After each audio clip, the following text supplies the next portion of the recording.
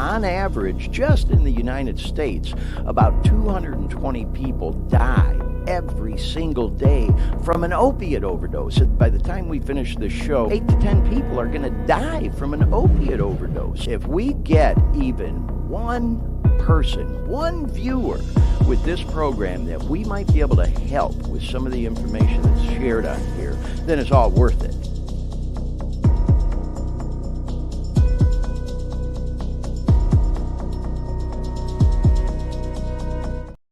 Hey everyone, welcome to the Dare Me podcast. It's your host, Glenn Victor, coming to you live from Sacramento, California. We're so happy to have you here today. I see we've already got a couple of live viewers, and I'm sure we'll have some more that'll come on as the show progresses. So excited about this show today. It is episode number 10. Mind blown. Can't believe we're already 10 episodes into this show. Where in the world does the time go? And to mark this milestone and occasion, I'm so excited about today's program because we've got a special guest lined up for you who we're going to bring on in just a moment. Before we do, though, let's bring on our co-host and my partner in crime from Orlando, Florida, all the way over on the East Coast, Dean Baker at Post Effects Productions. Dean, how you doing this week? Welcome to the Dare Me Show. Glenn. What's going on today? Hey, bro, glad to have you here. Hey, I see we've already got some people in the chat, too. Want to say hi to Lori, one of our regular participants in the show. Welcome to the show, Lori, and a couple more viewers coming aboard. So, yeah, we've been on for a minute and already got people chiming in. So we're glad to have y'all with us. Now, Dean, you know as well as I do that, man, I've been talking about our guest today since the very first episode, and I'm so excited to have on the show today old friend and colleague of both of ours, actually. And I just want to bring him in right out of the gate and have him participating in everything we do with the program the whole way along. Let's welcome in and get the applause button ready, Dean. Our friend and colleague, the Orlando Magic Fat Guy, Dennis Salvagio. Dennis, welcome to the Dare Me podcast. We're so happy to have you here with us today, bro. I'm so happy to be here. Thanks for inviting me. I appreciate it. Thank you, Dennis. And by the way, for our regular viewers and listeners and anybody who may come across the recorded version of the show, Dennis is actually live in the studio in West Orlando right now with Dean at Post Effects Productions there. Dean messing with him. But so those guys are both together in the same studio there. And, of course, I'm in the Dare Me studio out here in Sacramento. So, Dennis, I of course have to do a brief introduction. You know, in addition to being known nationally as the Orlando Magic Fat Guy, also a criminal defense attorney. And as you mentioned when we were talking briefly before we went on today, about to celebrate 50 years on the bar. So, man, the knowledge and wisdom that you bring to the table is amazing, and I'm really looking forward to some of the topics that we're going to be discussing today. So thank you so much again for agreeing to be on the program. And of course, I got to say real quick, you know, as I mentioned, Dennis and I go back a long way. I moved from Detroit to Orlando, and I lived there for over 30 years, and I got there in 91.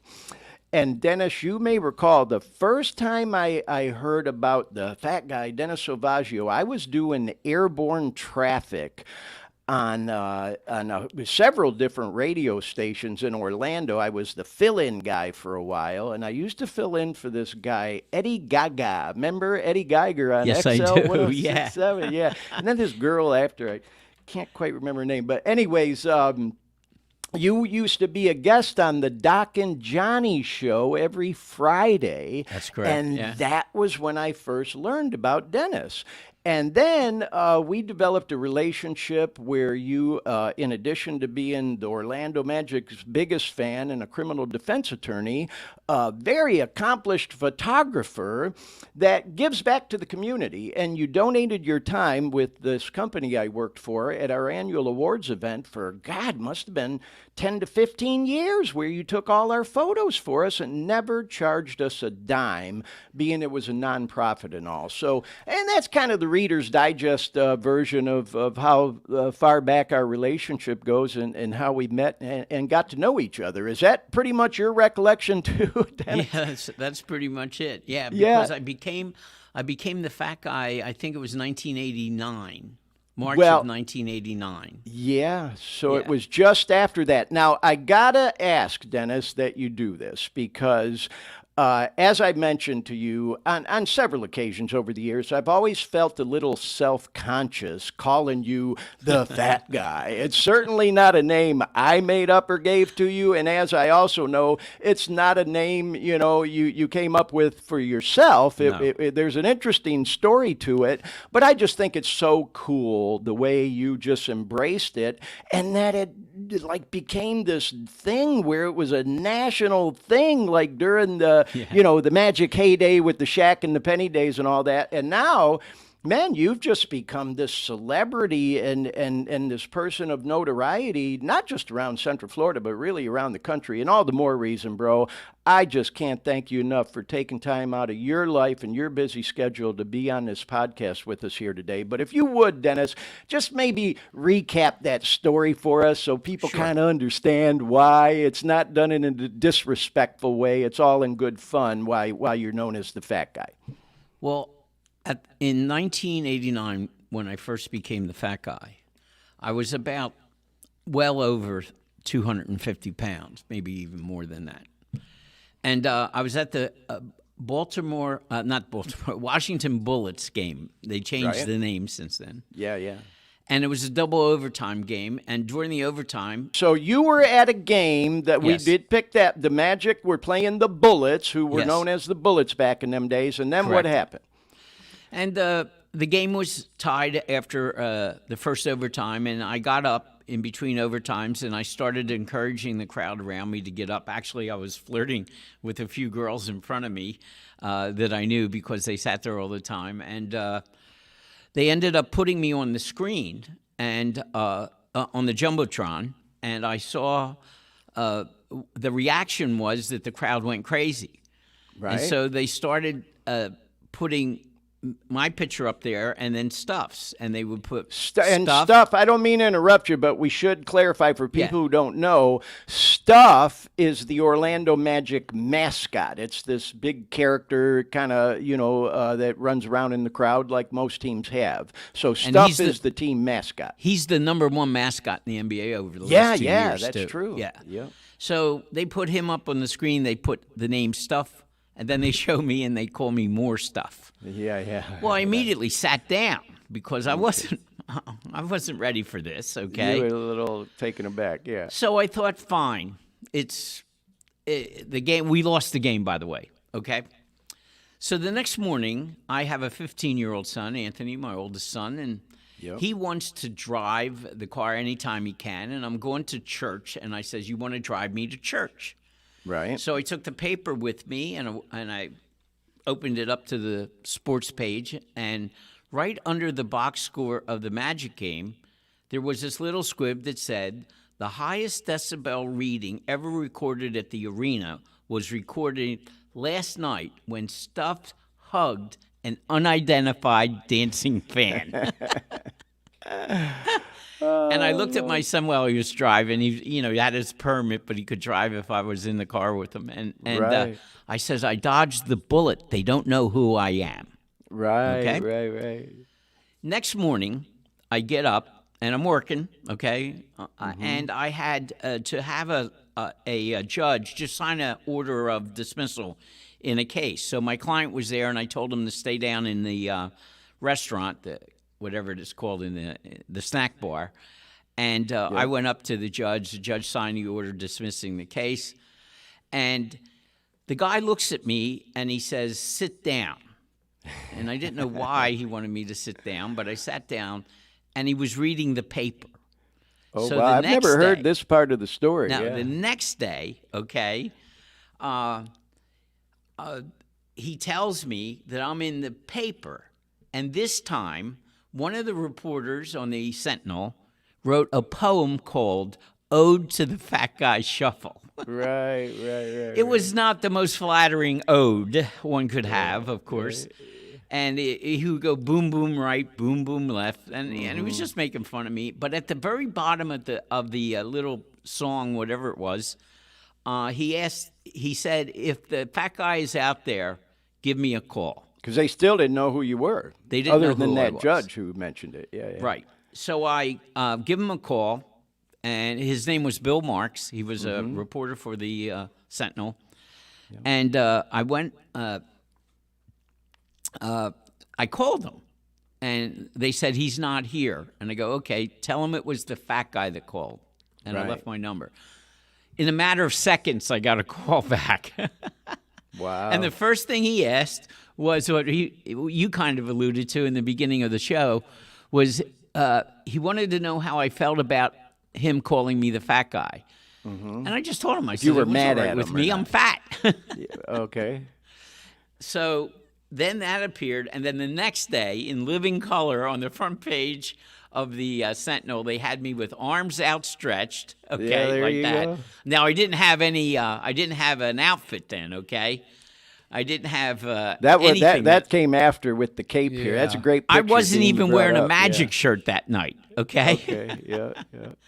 And so I see myself, front page, color picture. This is back in 1989. Front page, color picture, with my arms outstretched, and that's when, and front page, and that's when it all started. Yeah. And it didn't stop. It didn't stop. And then I know ESPN picked up on it. And again, that was during, the days, like I mentioned, as it progressed during the Shaq era and then Penny and all that. And man, Magic were like and then we had the All-Star game that year. Remember back then? That was Let huge. me correct you on one thing. Yes, please do. Shaq wasn't there yet. Shaq He wasn't didn't there come yet. Yeah, until yeah. '92. So Kinda this was came even after that. before. We were a terrible team in the beginning. we were bad and of back course, then. it changed when Shaq came. Yeah. But at that time, we weren't a very good team. No, I get it. Well, I really appreciate you sharing that story, Dennis. And by the way, just so you know, I looked for an old Magic T-shirt today, and I don't even know if I have any anymore. But I had this basketball shirt, so I had to put this on at least. So I'll send you one, okay? Yeah, there you go. I got plenty. Yeah. Well, hey, like I told you off the air, I'm rooting for the Heat right now because I lived in Florida for over 30 years, being out here on the West Coast. I was rooting for the Kings during the series, and then the Warriors too. San Francisco is just an hour down the road from Sacramento. It's like driving to Tampa from Orlando. So couldn't help but root for the Warriors. But now it ain't even looking like the Lakers are going to get in there. I think it's going to end up being Denver and Miami this year. But anyway, I digress. I thank you for sharing that story, Dennis, because again, especially, you think in today's politically correct society, a name like that, people think you might be being disrespectful, especially when someone else refers to you that way. That comes up quite a bit in this sense, okay? Guys call me fat guy. Yeah. I don't care, okay? Because that's what I've been known as for 35 years now. Oh, there's another picture Dean got. Yeah. Girls call me Dennis, okay? So the girls at the Magic game, all the ladies call me Dennis. All the men call me the fat guy. Right. Well, I got to tell you a quick story. And as I mentioned, my son, G, as we call him, Glenn Jr., he told me to say hi to you. And you may remember, and I'm sure this was the case with other kids there too, whenever we'd see you at a game, they would always follow you around because they knew that if they did, they'd end up on the jumbo screen up top because they were always following you with the camera, So we would love bumping into you at Magic games, that's for sure, Well, can I add to what you just said? Yeah, please do. Well, lately, over the past few years, I get a bunch of kids behind me at the beginning of the fourth quarter, maybe, 6, 7 kids all going crazy. Yeah. And they put the camera on me, when he announces it's the fourth quarter, they look at me and I raise my hands, fourth quarter, and I get the crowd up again on the Right. Jumbotron. But all the kids come because they want to be on the Jumbotron, and I tell their parents, take pictures up on the Jumbotron. You'll have a picture of your kid on the Jumbotron. And I think that's awesome that you have, parlayed this notoriety into positive things, not just like helping the kids have a fun time at the game. I also know, you've done this thing you call a night out with the fat guy, where, you give back. And that's one of the reasons I was going to say, I think I know, Dennis, people love you so much in the Central Florida community because you give back, and that night out with the fat guy thing, I think, is awesome. If you want to just chat about that briefly, because Dean even mentioned he saw you at a game once going in with what he called your entourage or your posse, and I said, "Oh, that was I could probably a count night how out." many games I went in person on one hand. Okay, Yeah. I've only been to a few, and I remember you and your crowd walking in from right up the street, walking into the building, king of the world, and go, all right, that's the guy, that's the one. And how'd you say it? Oh, you knew that was going to be a good game if the fat guy was there, right? So Yeah. Well, I hope so. Anyway, but with the nights out with the fat guy, it started kind of. Someone just asked me if I could get tickets to the game. Okay, now I had 4 tickets at the time. All right, for most of my time with the Magic. Okay, and somebody asked me if everybody thinks I get my tickets for free. No, I don't. I pay for my tickets. Yeah. Okay. I always have paid for my tickets. I always thought that was important as far as the fat guy was concerned, because I wanted to control who the fat guy was. Right, Okay. right. Yep. So I didn't want anybody sponsoring me or doing anything like that. So some churches and some other organizations would come to me and ask me for tickets, and I started buying them. And then I said, "Wait a minute! I got these 2 extra tickets because the kids were in school." Okay. right. And they couldn't go. So I started taking people to dinner and a game, and they would, the charity would auction a dinner and a game with the fat guy, a night out with the fat guy, it was called. Yeah. And so I take the people to the latest restaurant was Crest down on Church Street, feed them a complete meal, and then take them to the game. And I did that for up until the time when I retired, when I went down to 2 tickets. Right. Because they are pretty expensive. Oh, yeah. But you know what, though? Like I said, Dennis, I appreciate you sharing that. It's just another example, again, though, of how awesome it is, how you give back to the community. And I know we're going to talk about this a little later in the show. You've also done that charity golf tournament with all the proceeds going to good causes in and around Central Florida. Dean and I have participated in it. I'm planning on, if you do end up doing it again this October, I know it's in the planning stages because it got held back for a couple of years because of COVID. Yeah. Definitely planning on flying out in October to participate in that. But, hopefully you'll be able to do that charity golf tournament again this year. Yeah, well, we're working on it right now. I have a tournament director, and I'm waiting for my sponsor to get on board, and I'm sure he will. And Yeah. Oh, there you go. Yeah, there it Dean's is, got a picture of it up right now. There, look at that. That picture is from 10 years ago. It'll be 10 years wow. ago this fall. Look how much younger we look. And how many extra pounds all of us have. Yeah, all of us. The 3 of us. There was actually enough extra weight for a couple extra people. There, Yeah, yep. Between the 3 of us. I'm not saying Dennis. I'm saying my gut's pretty big right there as well. Yeah, well, yeah. what's interesting is that you see how long Modern Plumbing has been the sponsor. Yeah. Okay. And they've been the sponsor for more than 10 years. Right. Yeah, we used to use the same sign and change it because we used to have the date on it. You can see there's no date on this, Right. And that's what it was called. It was called the Fat Guy Open, sponsored by Modern Plumbing, and Lots of we other made plenty of sponsors. money for the charity, and Yeah, that was out everybody at was happy. Celebration, that particular picture. And by the way, shout out to Roy Reed and to Big Dog, Keith Keaton, who we were the Oh, yeah. foursome, and Dennis was posing with us there. So, anyways, yeah, I appreciate you showing that photo, Dean. So, anyway, well, Dennis, thank you so much again for recapping, how that name came about, and kind of filling our viewers and listeners in on, how you've, like I said, capitalized on that notoriety and then turned it into a positive thing, helping kids and doing your charity golf tournament and giving back to the community and things to that nature. I just think it's so awesome. So It all comes back, Glenn. Glenn, yeah. it all comes back. Oh, isn't it true? My life has Tenfold. been so good. I've been Tenfold. such a lucky that man. that is a great transition to Dennis for me to kind of talk a little bit more about this program. I certainly wanted to bring you in right out of the gate and introduce you, and I want to tell you, Dennis, please, by all means, feel free to jump right in, cut me off, interject, join in this conversation at any time during this show you want to, because, we're both talkers. So, Glenn, did you forget that I'm a criminal defense attorney? Yeah, exactly. There you go. Objection.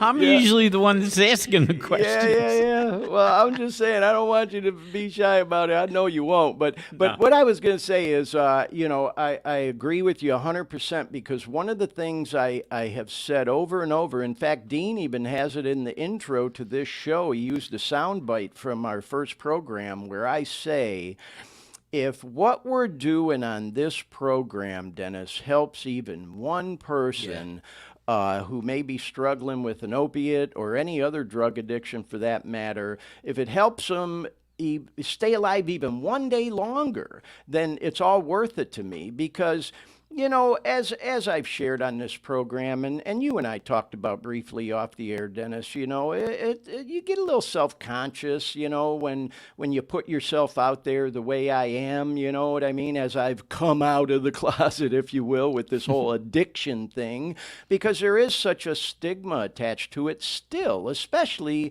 when you come from, the professional world, or as Dean likes to call it, the corporate world, I mean, no ego shit involved with me. I'll also say I had a high profile position in Orlando. I worked on radio. I worked on television. I was a spokesperson for a multi-million-dollar company and on the news usually a couple times a week. And one of my biggest fears that I want to talk about from a legal perspective is, if I would have got busted transporting illegal opiates, and the news reporters that used to interview me for safety stories stick a mic in my face and say, "News at 11, Glenn, and you're it. What do you have to say for yourself?"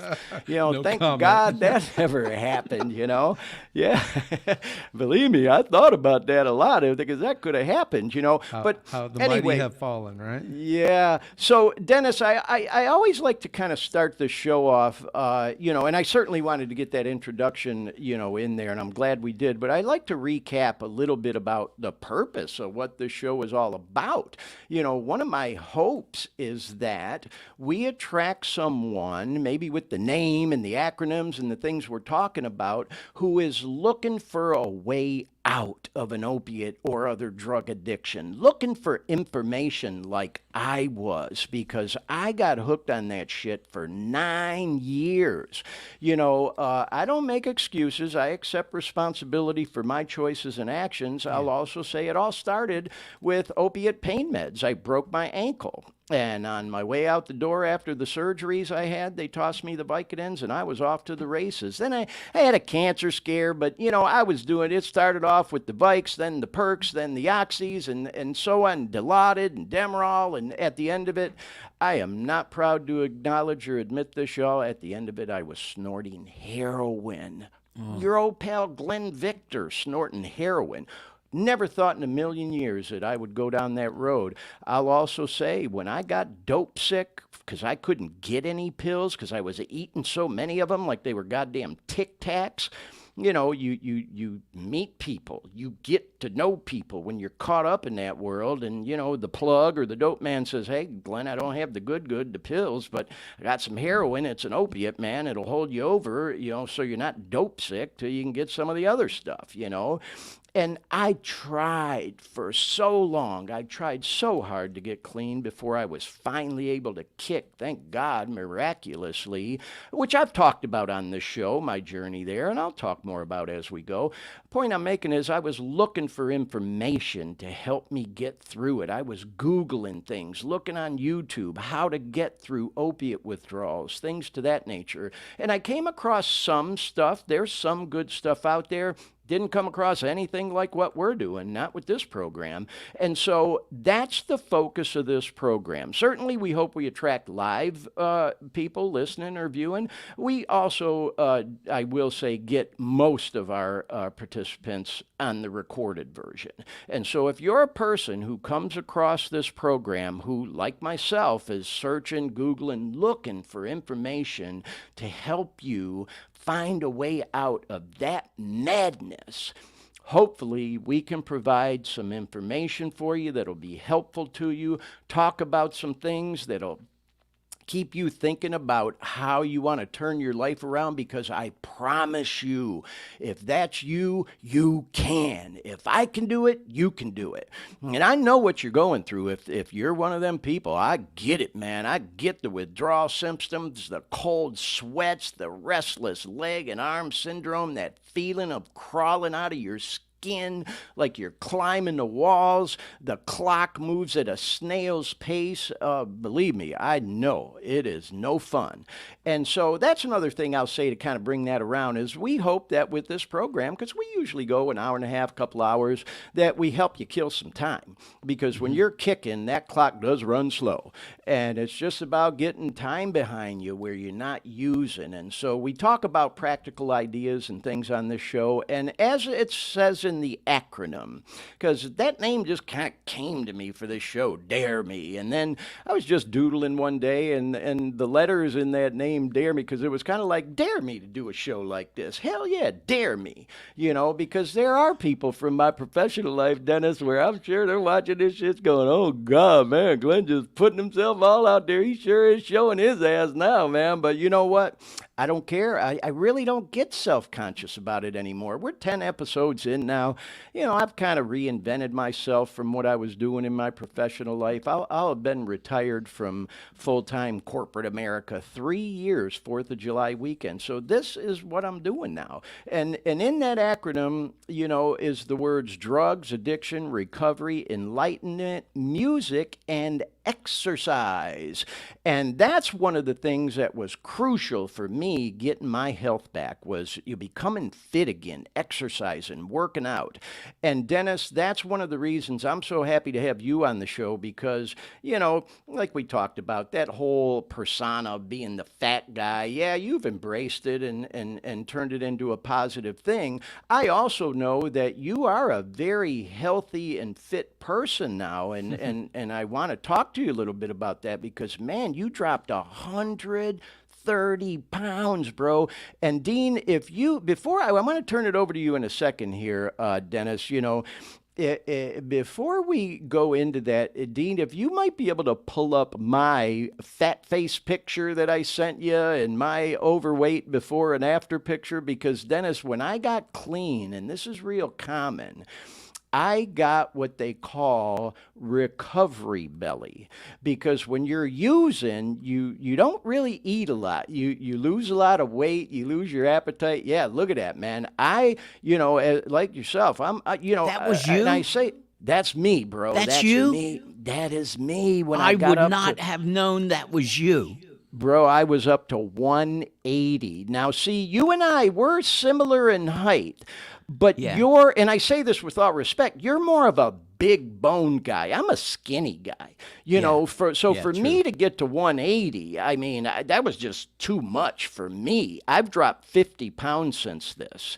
And then, Dean, I don't know if you have the before and after, because, it shows my belly, you know what I mean? Because I definitely, There you go, Dennis. Look at this on the left. That's amazing, isn't it? Yeah, that's me with about 3 months clean on the left. So you could see I had started eating again, lots of sugar and all.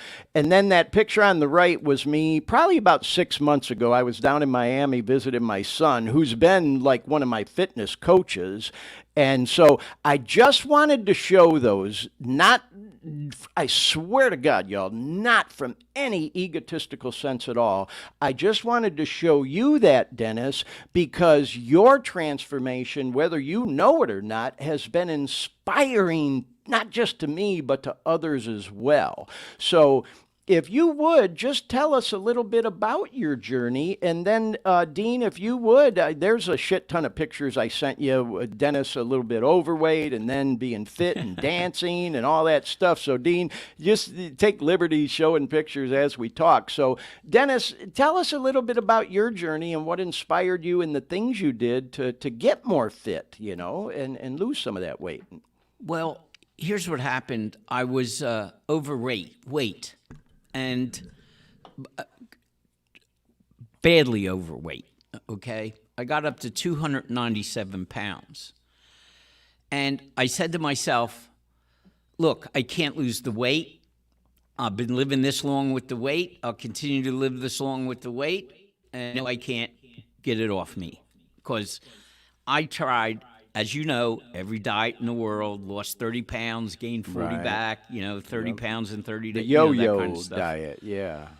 So the next day I got up and I kind of said to myself, what the hell are you thinking about? Why do you want to go into the end of, look how fat I am in that picture. That's one I thought we'd show just to give people a perspective. Well, let me tell you about the picture, okay? This is in Argentina, at Boca, an Italian area where they do the tango. And I had just learned the tango in at the dance studio where I dance, okay? And my dance partner, my instructor, told me that if I was going to Argentina, Buenos Aires, I would have to dance with a girl, the tango, in a milonga, which is a tango dance place, okay? And so I said, I promised her that I would do it. But when we got to Boca, these girls dance in the street. And so I wanted to get my confidence up. Mm-hmm. And so I picked a really pretty girl, as you can see, and I danced with her. And she danced with me, and I led her, and I wasn't a very good dancer because I was so fat, and this was very early when I started dancing. But that's how this picture came up. But anyway, getting back to the weight loss thing. Dennis, if I may, I don't mean to interrupt. I just wanted to point something out. And, hey, this show is live, folks, so anything can happen live. Dean, I just thought I should point out to you, I just want to make sure we're not having a technical challenge because there's this icon of a muted mic next to Dennis's name. Don't worry about that. Don't worry about that. Okay, so we're definitely, people are picking them up. Okay, just want to make sure, because, I hear them fine. I just want to make sure everybody else was too. Okay, so Dennis, I didn't mean to interrupt you, but no all right. Well, I just wanted to explain the picture. Yeah, I'm glad you did. Yeah. Of course. Fortunately, I have a wife that doesn't care about me dancing, and so. The beautiful Mary, yeah. Yeah, oh yeah, she's great. Boy, I tell you, she puts up with me. I have a couple pictures of her we're going to show if Dean gets to them. Yeah. So anyway, I say, all right. I get up the next morning and say, all right, I'm going to lose some weight. And then I started talking to myself about how I have always failed in losing weight because I always lost weight fast. And there's a picture of you having lost some of that weight dancing there. Yeah, that's my dance partner there. I don't know where that is. Yeah, we lifted some of these from your Facebook. Yep. Yeah, and I don't know where it is, though, where I'm dancing. But anyway, I say to myself, I'm going to lose a pound a week, okay? There wasn't any instant gratification, but I was retired. I had time. And so I started losing 1 pound a week. I gave up sugar, anything that turned into sugar. I used to drink milk. I never drink milk. I gave up all the bad food that you could possibly eat. Right. For example, I gave up anything with white flour in it. So Okay. if I eat a sandwich now, I eat it with whole wheat bread. Right. Right. So I started to do that, and I started to realize that my stomach started getting smaller, so what I put on my plate started getting smaller. Okay? And even when I weighed myself, and if I had lost an extra pound or two, I would eat more because I wanted to keep it to 1 pound a week. Right. Okay? Okay. And that's exactly what I did. I didn't eat anything bad at all. I was going to the gym and dancing, okay? Right. Right. I was going to the gym 6 days a week for about an hour and a half, okay? Always an hour on the bike every day, and then weights or abs or whatever. You know, you've been through this. Sure. Okay? And then not only did I look better on the dance floor, I was dancing better too. Okay. Yeah. Yeah. And so this is well into the weight loss here, I think, this picture. So Oh, that's a great picture. Yeah. yeah, so I lost more weight since then, but So but Dennis, now I feel really good. I feel like I'm 17 again. right? Everything's I know, it's going good. amazing. It's amazing. So, Dennis, if I may, and we talked about this off the air, so I know you don't mind me asking you, but if you would share with our viewers, our listeners, what weight you got up to, where you got down to, and where you're kind of holding steady now. And you told us you were on a journey of a pound a month, or a pound a week, was it? Yeah. Pound a week. And because I just think it's amazing how you've accomplished this. So if you don't mind sharing them numbers with us, I think No, people I would be started interested out to know. at 2. The reason I had any concern about my weight is I was getting close to 300 pounds, and I'm Right. 5'4", okay? Right. Yeah. And I went from 297 to 167. Amazing. When I got to 167, I couldn't lose any more weight. So I went to the doctor and I said, "What's up? You know, why can't I lose some more weight?" I wanted to get down to 154, which was the weight I was in college when I graduated. Okay, but I could not get down there. And the doctor told me, your body can't diet forever. And he says, you're fine at 167. You look thin. You look good. So stay where you are. Right. And that's right. pretty much what has happened on its own. Now, Yeah. I'm also aware of the fact that once you lose all this weight, the fat wants to come back to provide the energy that it thinks it lost while you lost all the weight. Yeah. And so now I've changed my habits a little bit, in as much as I eat more meals a day, but very small meals. Okay, about 5. Today I ate about 4 times so far. Just Okay, smaller. but small amounts. Good food, always good food. And my wife, she cooks great, and she every time I need a special meal, she cooks it, and I've been able to make. I have no worries about ever gaining weight again. It became a habit. They should call this diet a habit. You know, Because after 4 months, I was able not to worry about eating anything bad because I knew I wasn't. Right. No, I'm glad you said that, Dennis, because you know what? People ask me often, not so much anymore because it's been a little while since I took it off, but when I was losing all that weight and lost all the weight, everybody asked me, wow, Glenn, what diet did you go on? And I said, well, I never really went on a diet. I just started eating healthy. And you know what the main culprit for me was, Dennis, was the sugar. Oh, my gosh. I was Sugar so is the worst invention in the world. Well, we talked on this show about some research we read where, you know, some studies say sugar is more addicting than cocaine for some people. You know, everybody's genetics are a little different. It was but, definitely an addiction for me. I never had an addiction to drugs or alcohol, okay? Yeah. None of that, okay? Yeah, but you do But crave food sugar. was my addiction, and sugar was killing me. Well, and Dennis, it just goes to show, man, when a person makes their mind up to change, it can be done. You know, whether it's going through an opiate addiction and then the withdrawals or another drug addiction, or what we might call a food addiction or a sugar addiction, you know? And so, like I said earlier, bro, I appreciate you sharing your story with us because it is an inspiration, not just to me, but I know to a lot of others. And of course, we wish you, you know, continued health with that, man. And man, I'm almost feeling guilty if we show these pictures, because I know I got a couple pictures I sent Dean of you and I at different restaurants, man, and I don't want to be a trigger. We used to have dinner a lot, or lunch, at what is now, I think, called El Pescatore, but it used to be called Sorrento's. And the stories. Yeah, we but used it's still to share Pescatore still. Yeah, and oh my God, I'd go to that place for lunch, and I'd feel like I need to go take a nap because the food is so filling. And then, of course, one of my favorite spots always in Orlando is Antonio's there in Maitland.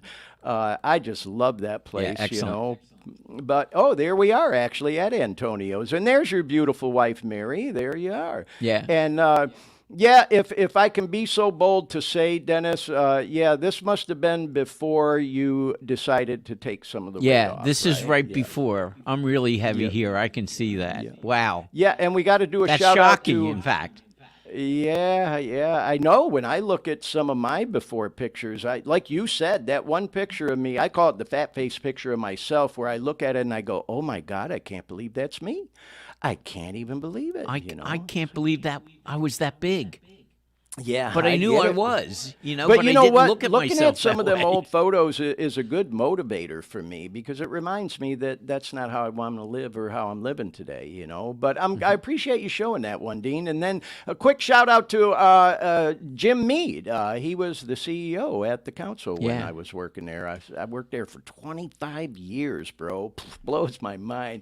Anyway, that was the lunch we were having. We used to always try to take Dennis out for lunch, at the very least, for donating all his time, and I'm sure there were expenses involved for serving as our photographer at our annual awards banquet, but Dennis refused to take any money, so we'd always at least persuade him into letting us buy him lunch, and that was an old picture I had in my archives. I So wonder what that invoice would look like today. yeah, boy, oh boy, isn't that Wow. the truth? No, we don't want to do that. Yeah. All right. So. Well- hey, I want to say Lori Please. has been chatting in, and she's been throwing a lot of love our way, and I just want to let her know we see her. Yeah. And thank you for your chatting in. And by the way, Lori, I see you wrote E in the house, so I think that might mean Eric is in the house, who's been a participant in the show too. So if that means Eric, hi to you, Eric.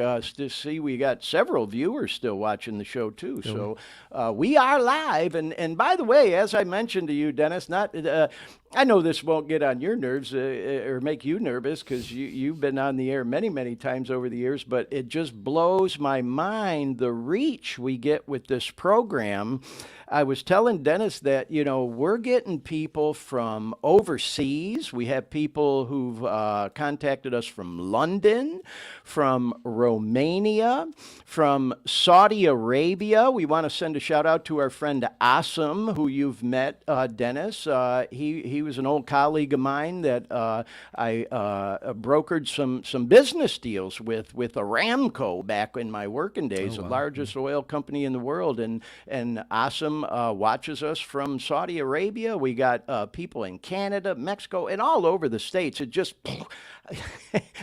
So again, not to make you nervous, Dennis, but man, we are not just nationwide, but this program is international, bro. I'm so not nervous about anything, Glenn. Yeah, I know you're not. Like I said, though, man, people are paying attention. And so going back to what I even said earlier, sometimes at the beginning I was feeling a little self-conscious about putting myself out there like this, like, oh, good God, what have I done?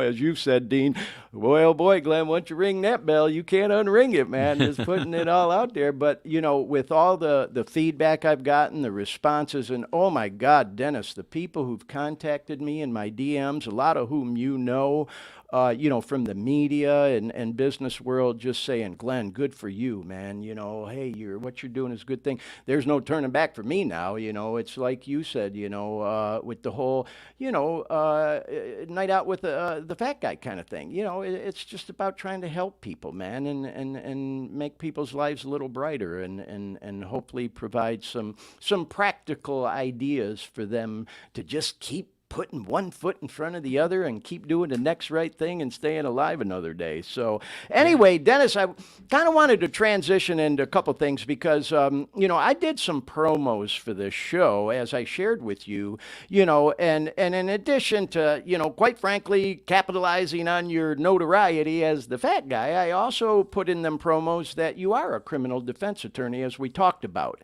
And so one of the things we put in the teasers was got busted for illegal opiate possession, or drug possession or use or whatever the case may be. Hey, maybe we can have some discussion about that on the show today. And I know, you and I talked in the planning stages about how you did work with some clients who, had drug cases for whatever the reason may have been. And I want to talk about those with you in a moment. So I thought I'd tease that. But before we do, we always like doing some shout outs. And we did a couple already, but I got to do a couple more. And one of which I know you'll take special interest in, Dennis, but I want to send a shout out, a happy birthday shout out to a young friend of mine. He's a great artist, musician, rapper, singer, Brendan. Brendan Fields. He goes by the stage name YBH, Young and Brokenhearted. We got to do something to get him to, he's got to come up with a more positive, upbeat name, but the dude is so freaking talented. I got to spend a weekend with him, actually in Orlando, at this Future of Artists Summit that was all about, helping mostly young guys, to perfect their craft. And so I wanted to say happy birthday to him. Also want to send a shout out to a friend of ours, a friend of the program, who's, one of my soulmates in the recovery community, Shivang. Because here we were talking about fitness and weight loss and things today, Dennis, and I just noticed this morning, I know he'd been on this health journey with his diet. He posted he just lost 13 pounds on this journey he's been on with eating healthy. And that's basically what he said. Is, it's not about a diet, a specific diet. It's just about he changed the way he's eating, and he's eating healthy. So big shout out and props to Shivang. And then this is the one I know you'll know, Dennis. We want to send a shout out to Central Florida news icon. He really is an icon. Jim Payne from WESH TV, WESH TV, Channel 2 in Orlando. Jim Payne, an old friend and colleague of both of ours, announced his retirement. And thank you, Dean, for bringing that up.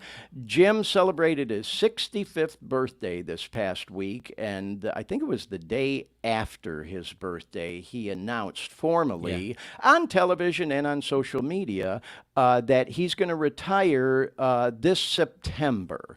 So we had to send a shout out to Jim Payne. Jim, hopefully you'll see this, and we just want to say congratulations to you. Dennis, I know you've worked with Jim over the years as well. He's a good guy. He works a lot of charities that I work. Yeah, he gives back. Yeah, he's a good man. Well, I was telling Dennis off the air, after working in radio and television for, God, I hate saying this, dating myself, like 35 years, man, you want to talk about a business with some egos in it? Holy cow. And believe me, I know the old saying, it takes one to know one, you spot it, you got it. I used to be that way. I'm about the most humble guy you'll ever meet anymore, but back in them days, man, whoa. The point I'm making is, not with Jim Payne. He's got to be like about the classiest guy I ever met that worked in radio and television during my career. And so I just wanted to say congrats to Jim. We're looking forward to having you join the retirement club. I was telling Dennis off the air, man, I don't understand people who say they get bored in retirement because, man, I don't know how I kept up with it all. There's a picture Dean brought up that, Dennis, I got to say something about this picture because kind of parlaying this into the whole drug use thing. When I first talked to you, Dennis, about doing the podcast, and it's the first time we had a real serious conversation about me coming out, as they say, about my addiction, you said to me, Glenn, I had no idea. No Oh my idea. God, that was going on all those years we worked together. And No idea. You were just like you always were from the beginning to end. There was no change. yeah, that's it. We become masters of deception with that shit, man. And you know, I was definitely the classic definition, Dennis, of a functioning addict up until those last couple years. And then when COVID hit and everybody was locked down for a year, oh my God, all I ever did was leave the house to go get more dope. And that was the case with a lot of addicts during that time, man. You know, everybody was isolating and just using, snowballed out of control. But with this photo here, this was near the end of that run. This is probably about 3 years, I think a year before COVID or whatever. But I look at this photo, and if you look closely, now look at Jim's eyes. He's like bright-eyed and bushy-tailed. Look at my eyes. I remember that day specifically, and I am high as a fucking kite in this photo. And I look back at it and I think to myself, how did anybody not know? Like, Dean, you were filming this whole thing. Didn't you at least at times think to yourself, well, Glenn seems a little off today? I mean, I don't know how people just didn't know. Glenn, you just, I don't know if you're a real, is it type A personality? You know, you're really like, type right triple on A the edge. And you've always seemed to kind of have, you've always kept that same edge to me. Enthusiasm, But yeah. funny thing is when you fell, you went dark. Yeah. And I couldn't tell you because I started doing a podcast at the beginning of the pandemic, and I kept, once in a while, every half dozen episodes, I'd see a like from Glenn. Yeah. I said, Glenn, come on the show. I had no idea because he was in a cave. I was isolating then. He took it. I mean, the pandemic did it to all of us, but he went, obviously had his own demons, and he kept them in his cave, and he didn't share that with anybody. Well, and that's a good way to put it, Dean, because you almost feel like you're possessed, but you get to a point where you just don't want anyone to see the shape you've gotten yourself into. But this particular picture here, it's like when I look at pictures of myself during that time now, the first thing I think of is, okay, was I high that day? Was I dope sick that day? Was it before opiates or after opiates? But anyway, that's one I always think about when I see that picture of me and Jim. And I think I had another one of them too. But anyways, something else about Jim, and I know he wouldn't mind me talking about this because he did this on the air. He did a special program, and Dennis, you and I chatted about this briefly. I know you remember this, where he talked about addiction and how it affects families, and that they had a challenge in his family with his own son, who I guess is doing great and has been for years now, which I'm so happy to hear about. But I just thought it was so admirable of Jim to, as I say, come out of the closet on it, and not buy into that whole stigma thing, being the big shot news media guy. No, he approached that head on and came right out and said, hey, man, this is real life here, y'all. This fucking addiction and opiate thing or whatever, is out of control. Guess what? It's even affecting my family because, we have this image, we all have this image of these media people and high profile people. And, we forget sometimes that, man, they're just other people just like us, And so I just thought it was so cool. And as I had shared with you, Dennis, I didn't, confide in many people from my professional life when I first got clean. Jim, man, I'm trying not to get filled up talking about this because I get sensitive real easy. They say there's an old saying, Dennis, when you get clean again, there's good news and not so good news.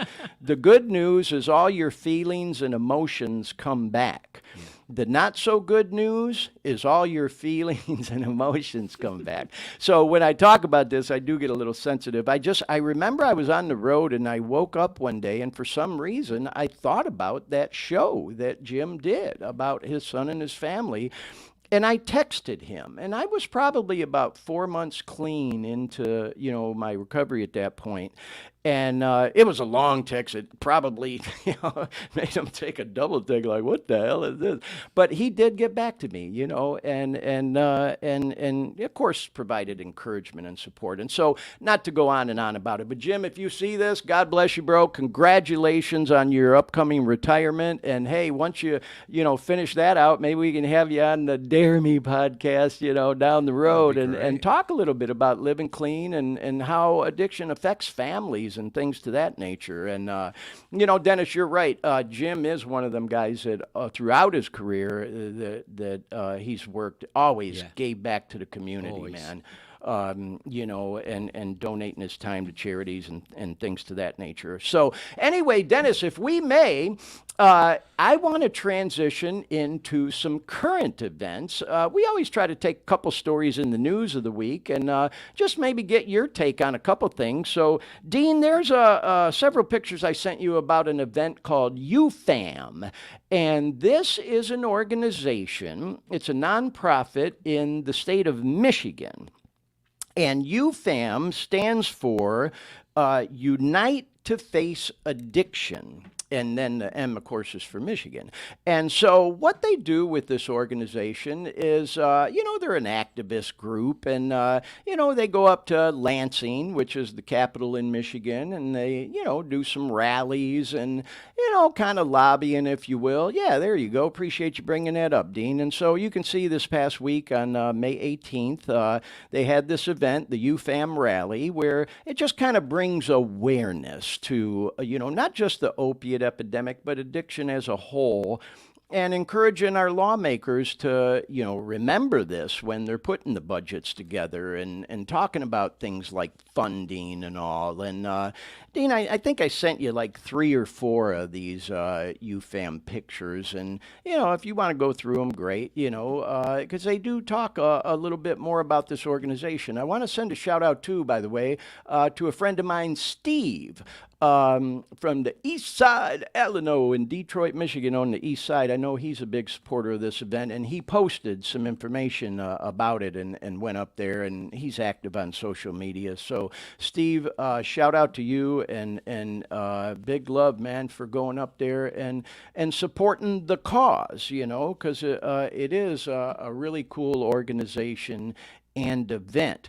And I know they have, organizations and events like this around the country. Even in Orlando and Central Florida, there's organizations. They do things like the Recovery Walk. And, of course, in Orange County, they have the Orange County Office for a Drug-Free Community and things to that nature. So this thing up in Michigan, it's not unique. These types of things, are in place and go on around the country. But I thought I'd mention that one because it was a current event from this past week that I know a lot of people went out to support. But anyway, well, we'll move on from that one. And now I told you a little bit about this, Dennis. There's this unique ad campaign that just started this past week out here on the West Coast in San Francisco, and it's called Fentanyl Life. And it's a play on words with the word fentanyl. And as we know, the fentanyl crisis, yeah, man, it's a spinoff from the opioid epidemic, and so you can see this is an activist group, and this is one of their a little bit more assertive billboards that went up last week. And you can see their websites there. That's fentanylife.org.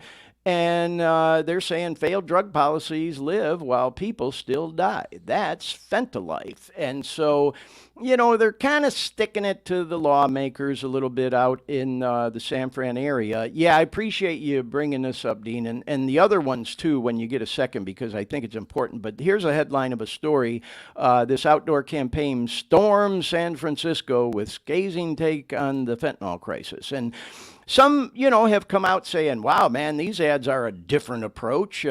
But as I mentioned to you, Dennis, it definitely gets your attention because it's a little bit of a different take on it. And the one I was hoping to see, Dean, is there's one that I told Dennis about before we went on today that they put up near schools. And it says, hey, when you're selling fentanyl, try not to talk too loudly because there's kids nearby studying in school. Now, think about that for a second.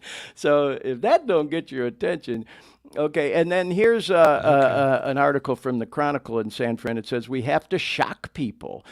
These new ads are slamming San Francisco's response to its fentanyl crisis. And not to pick on San Fran, it's bad there in certain parts of town. Yeah, it's everywhere. I mean, I'll tell you what, I got a friend, you probably know him too, Dennis, oh God, what's his name?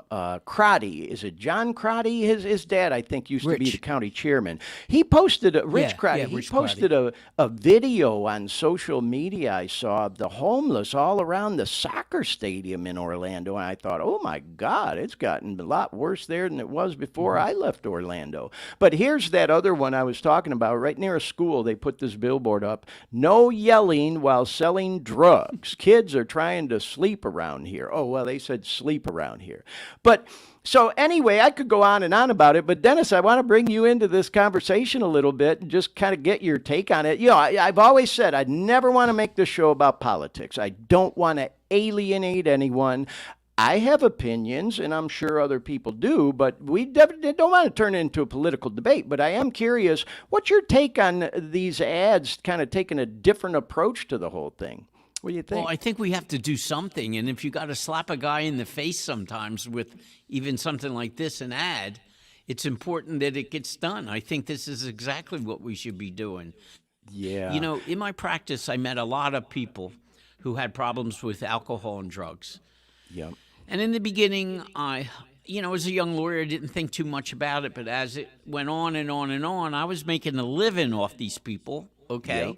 Yep. Because they were caught with drugs or alcohol or DUIs, whatever, okay? And I handled some very big trafficking cases, some big federal cases involving drugs as well. And I started to be concerned about the people that I was representing. And we started talking to our clients about cleaning up. Why do you want to keep doing this? And in about the past 10 years of my practice, I think, I got really bold with them. Of course, we challenged them always to get into a program, and a lot of them did, okay? A lot of them told me they did, and right. I'm not sure whether they did, some of them. But sure. It was something that I wanted to know why. And so I asked a kid once, what was it that happened to you when you were a kid that made you live a life like this? And they would tell me. Mm-hmm. I mean, the most disturbing kind of things, as well as things like my mother got divorced, my father used to beat my mother, all that stuff. And we talked about that. And it seemed like they were willing to talk to me about it because they knew how I felt about getting them into programs. Mm-hmm. And we did encourage a lot of people to get into programs. Sure. One of the nicest things that happens to me every New Year's, around New Year's Eve and New Year's Day, is I get calls from clients that say, I got another year dry. I got another year off drugs. That's awesome. And that's so heartwarming to hear that, because I saw how bad they were. I mean, how they were not only in trouble with the law, they were in trouble with themselves. Yeah. Yep. Yeah. And so we did that, and the benefit for me was that later on in all these years, I still get these phone calls, and I fully expect to get them next New Year's too as well. So. Well, you know what, Dennis, without going into too much, detail about it and digging too deep into it, as you know, one of the companies I worked for, you had a lot of involvement with as well. I never worked directly in that department.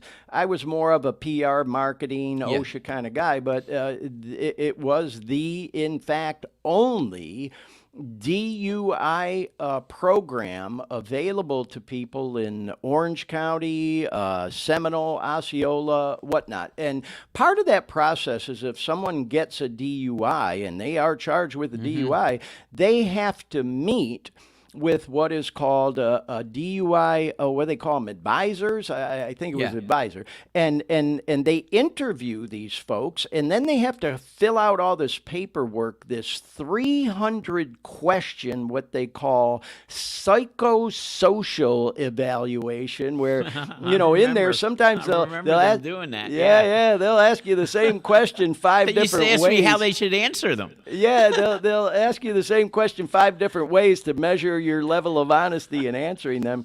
And then the evaluator, not inspector, that's what we call them, the DUI evaluators, would take all this information from the psychosocial, the interview, to determine if whether or not, in their expert opinion, this person had an alcohol or other drug problem. And if they did in fact think so, they did not need court approval to do this, could order them to counseling. Now, when you're caught up in that madness, and thank God it's something that never happened to me, and I'm not proud to admit it, it could have for whatever reason. I never got caught, I didn't make a habit of it, but Dean, you and I talked about this on the show last week when you alluded to, you kind of danced around it and didn't want to come right out and ask me, well, Glenn, you were on that shit 9 years. Did you ever drive on it? Well, fucking of course I did, I mean, I was a functioning addict.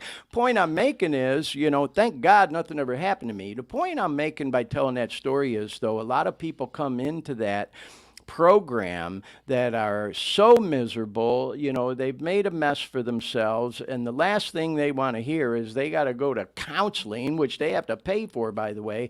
But the reason I brought it up, Dennis, is because of exactly what you said. The stories that we would get from people who were about to pull their hair out at the beginning of it, a year later would say, you know what, getting that DUI was the best thing that ever happened to me. It saved my life. I got a year sober now, blah, blah, blah. And, people who would be, just flat out jerks at the beginning of the process come back and apologize for their behavior and thank us for, trying to help get them back on path. We would tell them, hey, man, we're not part of the problem. We're part of the solution. We're trying to help you here. So, I know, again, not to get too far into it, but I know you had involvement with that as well. And sometimes it can be a little controversial. Does this person really need counseling or not? At the end of the day, though, it was about trying to help people. Yeah, I had a dilemma. I tried to do as best what I could for my client, and he didn't want to go into the counseling. But at the same time, I'm working to see if we can get him out of the counseling and telling him that he needs to go to the counseling. Put you in a precarious, kind of almost a rock and a hard place kind of thing. Yep, I get it. Well, hey, I appreciate you sharing your input on those ads. So one of the things we talked about, Dennis, that I'd kind of like to transition into right now, since you even kind of brought it up a little bit, is if we have someone watching this program who is looking for a way out of an addiction, or maybe they have kicked, maybe they got busted with having illegal drugs, a prescription that wasn't theirs. Maybe they got busted with heroin. I don't know, and things to that nature. There's that old saying, I don't know how much true it is or not. People say, oh, if you get a DUI, never, agree to a sobriety test. I don't know. I ain't taking an opinion on it one way or another. I'm just putting it out there. The reason I bring it up is, can you make any practical suggestions or just even discuss some information for a person if they get busted with illegal opiates or other drugs. And part of the reason I bring that up, Dennis, is because before, and I absolutely want to hear your answer. I really do. I just want to make another point real quick, because I've said on this show before, you and I both know there's people who will see stories like that sometimes or whatever, and they'll say, well, good for that drug addict. They got exactly what they deserve. Should have known better than to be doing that shit anyways, you know. It's against the law, and, you know, it's wrong fucking up. Attitude. Yeah. Wrong. Those people are not they adding don't anything understand. to the situation. Yeah. They don't understand, and thank you for saying that. And so, you know, I'm sure you're probably even aware, and I want to do a whole nother show on this. In fact, God, man, thinking ahead, I'd love to have you back on again down the road, but I'm thinking about this program in the Seminole County Jail. The sheriff up there, oh God, I'm forgetting his name. It slips my mind at the moment, but he has this real compassionate program for people who are arrested, whether it's a drug offense having to do with opiates or for something else, who are an opiate addict, who end up going into full-blown withdrawals while they're locked up in jail, which is a horrible experience. Yeah. You know, for a guy who's been through it, Dennis, it's almost like cruel and unusual punishment, you know, to not show compassion to some of these folks, because in a lot of jails, there is no compassionate program. They throw you a fucking roll of toilet paper and say, good luck, we'll see you in a few days, you know. And, you know, up there, man, they got a much better program where they understand where I'm going with this, that these folks are our brothers. These are our sisters. These are our moms, our dads, our friends, our colleagues, our neighbors. You know, it could have been me, Dennis, you know. So I just love the program they have in place up there. And I could talk about it for an hour, but I don't want to hold the program hostage on that. Where I was going with that whole thing is, if someone got themselves in trouble with this whole thing, as a criminal defense attorney, what suggestions might you make for them? What information might you be able to share on the program today? You follow what I mean? What do you think? Whatever happens in these cases, the important thing is that the judge will look at an offender much better at sentencing if he's doing something about it. Mm-hmm. Okay? Yes. And what we would do is we would get people into these programs. So I could say to the judge, hey, judge, look, he made a mistake, but look what he's doing now. Mm-hmm. He's cleaning himself up. He's following the rules. He's doing what he's supposed to do. So that would always help me at sentencing. Because, you know, you can't win every case because they come up and they see it in your pocket. And sure. And the person's priors, too, can play a big role, I would imagine. Yeah, but they do have drug court. They do have drug court, military court for the veterans court for the veterans. And I think the court is starting to pay attention to the problem and not the crime with these with the VA court and with the drug court. Yep. That's what we should have been doing a long time ago, okay? Yeah. Yep. But where it comes in good for my clients, for example, if they get into a program, well, most likely I'm going to get a withhold, which means that no formal conviction, okay? And later on we may be able to expunge the record or get it cleared some way, okay? And it was very important. Now, I used to give them, look, I got to step back a little bit. You're not going to appreciate what I'm going to say, but I used to tell them. People ask me all the time, should I take the breathalyzer? I says, no, don't take the breathalyzer. Don't talk. Right. Yeah, don't give them any evidence against you. I got no issue with that, bro. Because that was my job. Yes, okay? Of course. And it makes it a hell of a lot easier on me if I got a case with no breathalyzer, no field sobriety test, and no talking. Yep. And so I told people, don't talk. He's going to arrest you anyway. Yep. So don't give him any evidence against you. Well, now, that's Dennis, what I used to tell them. think... But once they came into the office, right, I was pretty serious about them getting help for themselves. Yes. And not everybody did, but I would say everybody at least listened to me. Well, I can't thank you enough for sharing that. And if I may, I'll kind of use a phrase, if I'm hearing you correctly. From a criminal defense attorney perspective, you're telling anyone who may end up in a situation like that, keep your fucking mouth shut and lawyer up. Yeah, and you know what else I told them? Stop drinking. Yeah, and stop drinking, by the way, and using dope. Yeah. Clean your act up. Yeah, but yeah, I had different. Glenn, I had different reactions to that. Most of them were positive. Yeah. But I remember one guy, after I gave him a little lecture, okay, and I wasn't mean or unkind in any way. Sure. He looked at me and he goes, "Who the hell are you to tell me?" Yeah. He says, "Do you drink?" And I go, "No." "Do you use drugs?" "No." Mm-hmm.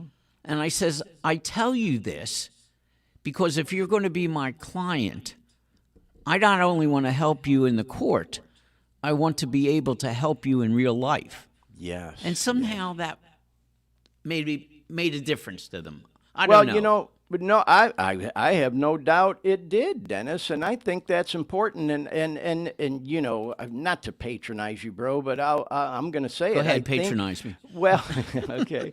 I think it's part of the reason you have had so much success in your career as an attorney because of what you just described. Well, and, let me and tell you anyone something else. who gets to know you right away knows there's a human connection there. It's not just all about money and business for you. You truly care. It was never about people. the money. I talk to young lawyers all the time, and I say, if you're in it for the money, you're going to fail. Mm-hmm. If you're in it to do a great job, the money's going to come. Mm-hmm. Okay. Yeah. Yep. But if you're in it just for the money, you're not a good lawyer. Well, Dennis, because I don't necessarily want you to get bombarded with people saying, "Well, I'm calling Dennis now." We probably ought to put out there that you are, in fact, retired from full-time practice in law, but you do still refer cases and you do some stuff, I know the lawyers, okay? Mm-hmm. And so I get a call, somebody needs a real estate lawyer. Mm-hmm. I know who to send them to. Right. Somebody needs a divorce lawyer. I know who to send them to. Yep. And, of course, Warren Lindsay took over my practice, and I send any criminal cases over to him. Right. An excellent lawyer. I picked him. A lot of people, when I quit, when I retired, mm-hmm. they came to me with written contracts. Right. Yeah. Saying that they would buy you told me about one offer you got from the big guy, if anybody around Orlando knows. Well, that happened later. Yeah. But, no, I don't know.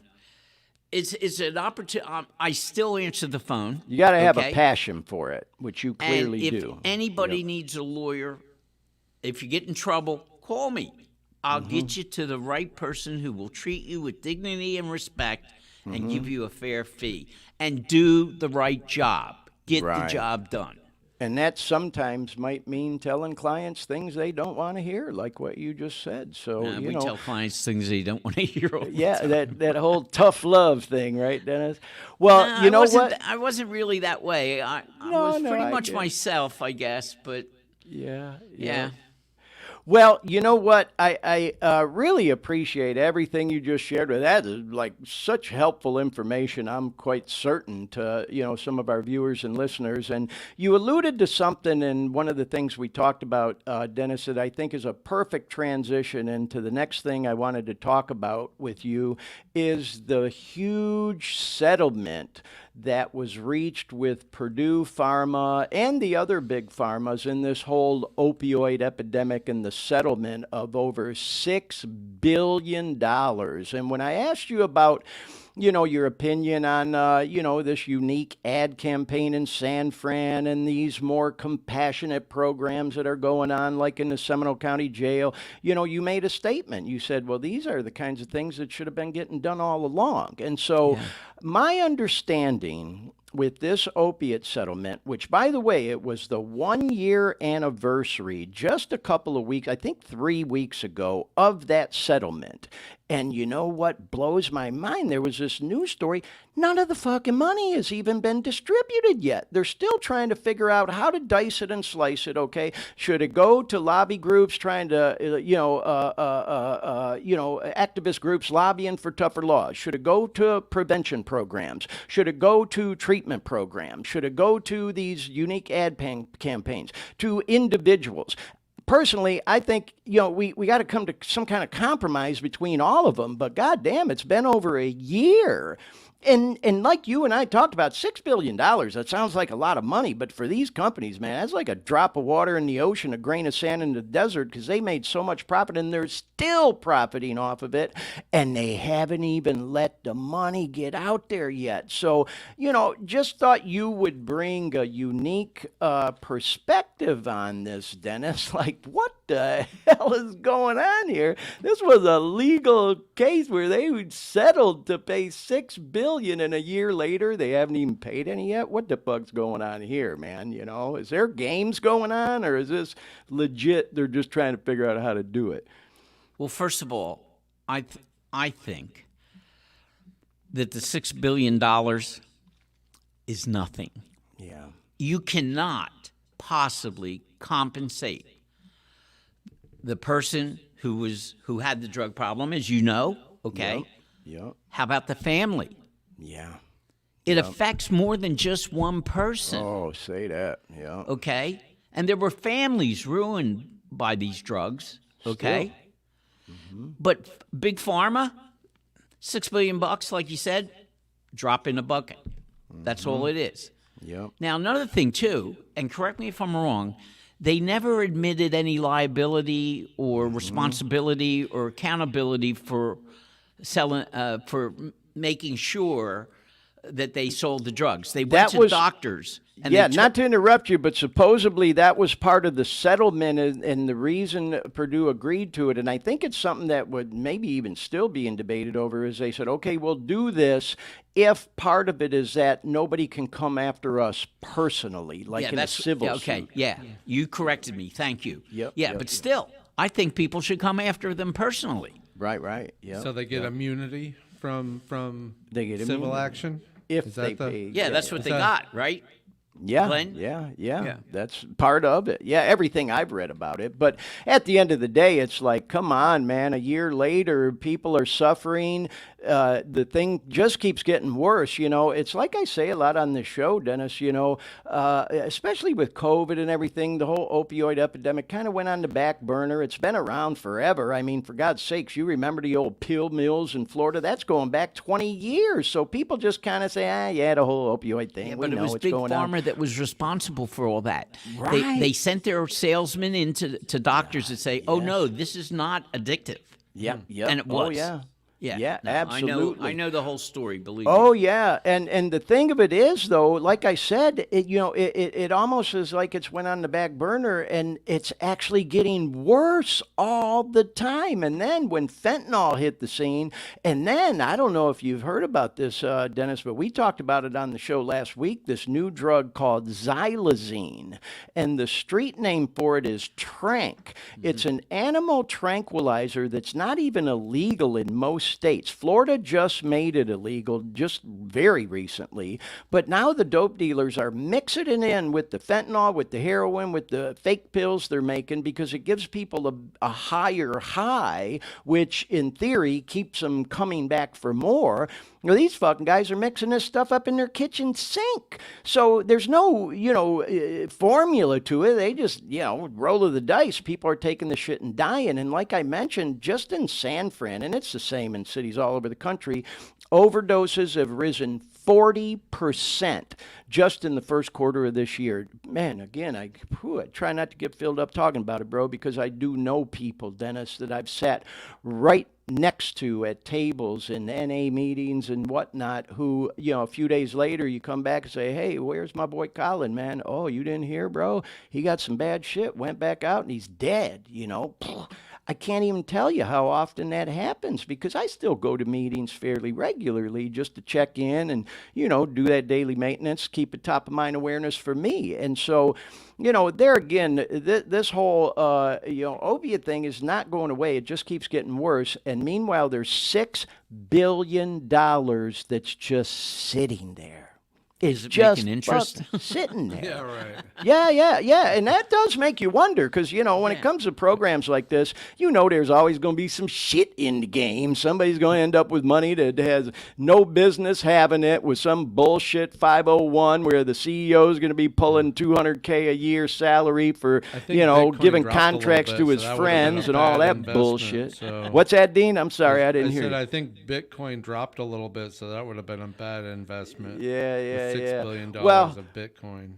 But anyways, if I may, Dennis, let me just ask you a little bit more, of your take on that. What do you think is going to be the ultimate, compromise with this, where they start releasing that money, and then, just your personal opinion. Do you think maybe more should go toward prevention, toward treatment, toward tougher laws, as a deterrent, as a person? Tougher laws as a deterrent just doesn't work. Yeah. Okay, we've seen it that. never has. Yeah. And the people that you hear that from are people who want it to stay that way. Okay, very conservative prosecutors, for example. Right. Those people. I mean, most of the prosecutors I dealt with were fair and square. They were legitimate guys who were willing to work out the case, or if we couldn't work out the case, to go to trial and do it. But I think the money should go to all those things, okay? Prevention, that's very important. Yes. Programs, but I believe that the families of the deceased and the people who were hurt by the drugs should get some money too. Well, you know but what? $6 billion is not enough to do all that. No, in fact, I did some research, and it said the average individual and/or family will get somewhere in the ballpark that is part of the settlement, about 48 grand. And, Dean even mentioned to me on a couple shows ago, he's like, well, damn, Glenn, with your freaking story, you ought to got in on that thing. I said, well, I think that boat's already sailed. I didn't, And the thing of it is with me, Dennis, I don't think of myself as a victim.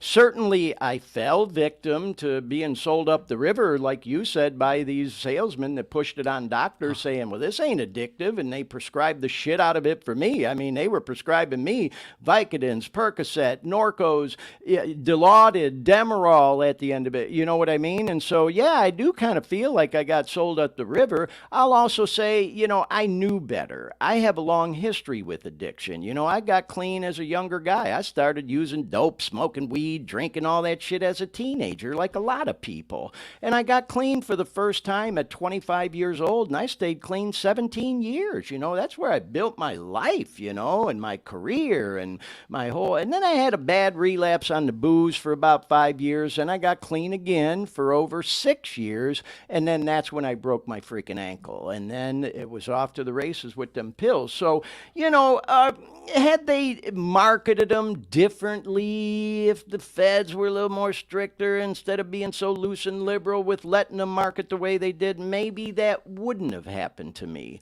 But believe me, bro, when I tell you, I got fucking war stories. I mean, you want to talk about it destroying families, not to mention money and how I almost died, like I said, man, I can't believe me. Both you guys know me. Can you imagine Glenn fucking snorting heroin? For God's sake, I had man. no clue. I Glenn, know. you used to get up in front of that thing, in front of the banquet every year. The podium. And what a fantastic announcer. Oh, God, what a thank you. fantastic MC. Oh, I shit. used to marvel at you, how quickly you picked things up. And now I find out you were drugged up too.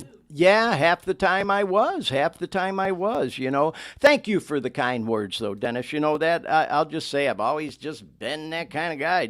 Most people say their biggest fear is public speaking, and I've just always felt right in my own element since I was a little kid. Even my siblings, my old friends will tell you, oh, Glenn's right where he's supposed to be. Even before I started this podcast, Dennis, I ran it by some people close to me, especially my kids. I was a little concerned, like, hey, if y'all ain't comfortable with this, I will not do it, and they were like, hey, do you, man. In fact, G even said, God, Dad, I think it's awesome. He's kind of one that gave me that little phrase, man, if it helps even one person, it's all worth it. Do you. And then I had people say, Glenn, this is right up your alley, man. This is just exactly what you should be doing in your retirement. So anyway, I appreciate the kind words, but yeah, man, I was definitely that functioning addict there for a while. But anyways, Dennis, I can't thank you enough, man. We've been going an hour and a half, and I'd like to, talk about a few more things. This has been great, man. First of all, it's just great catching up with you and seeing you again because, now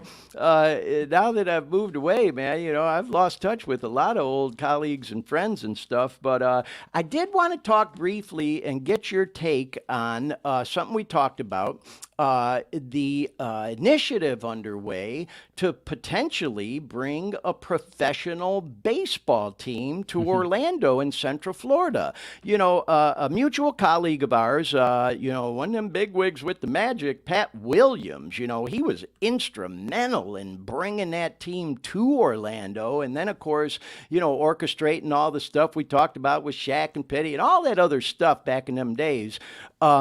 He is doing everything he can to either lure there he is, there's Pat Williams. And I like what it says there. Orlando's proven in the years since the Magic in '89 that it is every bit a big league sports town. And he's trying to lure the Tampa Bay Rays over, who haven't been happy in that stadium in St. Pete for years, or potentially luring one of these expansion teams that Major League Baseball keeps teasing that they're going to do two more, which will probably be, as Pat says, the last two expansion teams in baseball for a long, long, long, long time. And he's even put out, well, Dean, I was going to talk about that one later, but if you could show the pictures of the stadium that they put out, these mock-up pictures of these are like pictures of old stadiums that just came up. There you go. He had these put out there. That's an aerial view of where the stadium would be. Dennis, I'm assuming you probably saw these in the news. That's right near the main interstate in Orlando, I-4 and the Beach Line Expressway 528 all up the top. way down and there.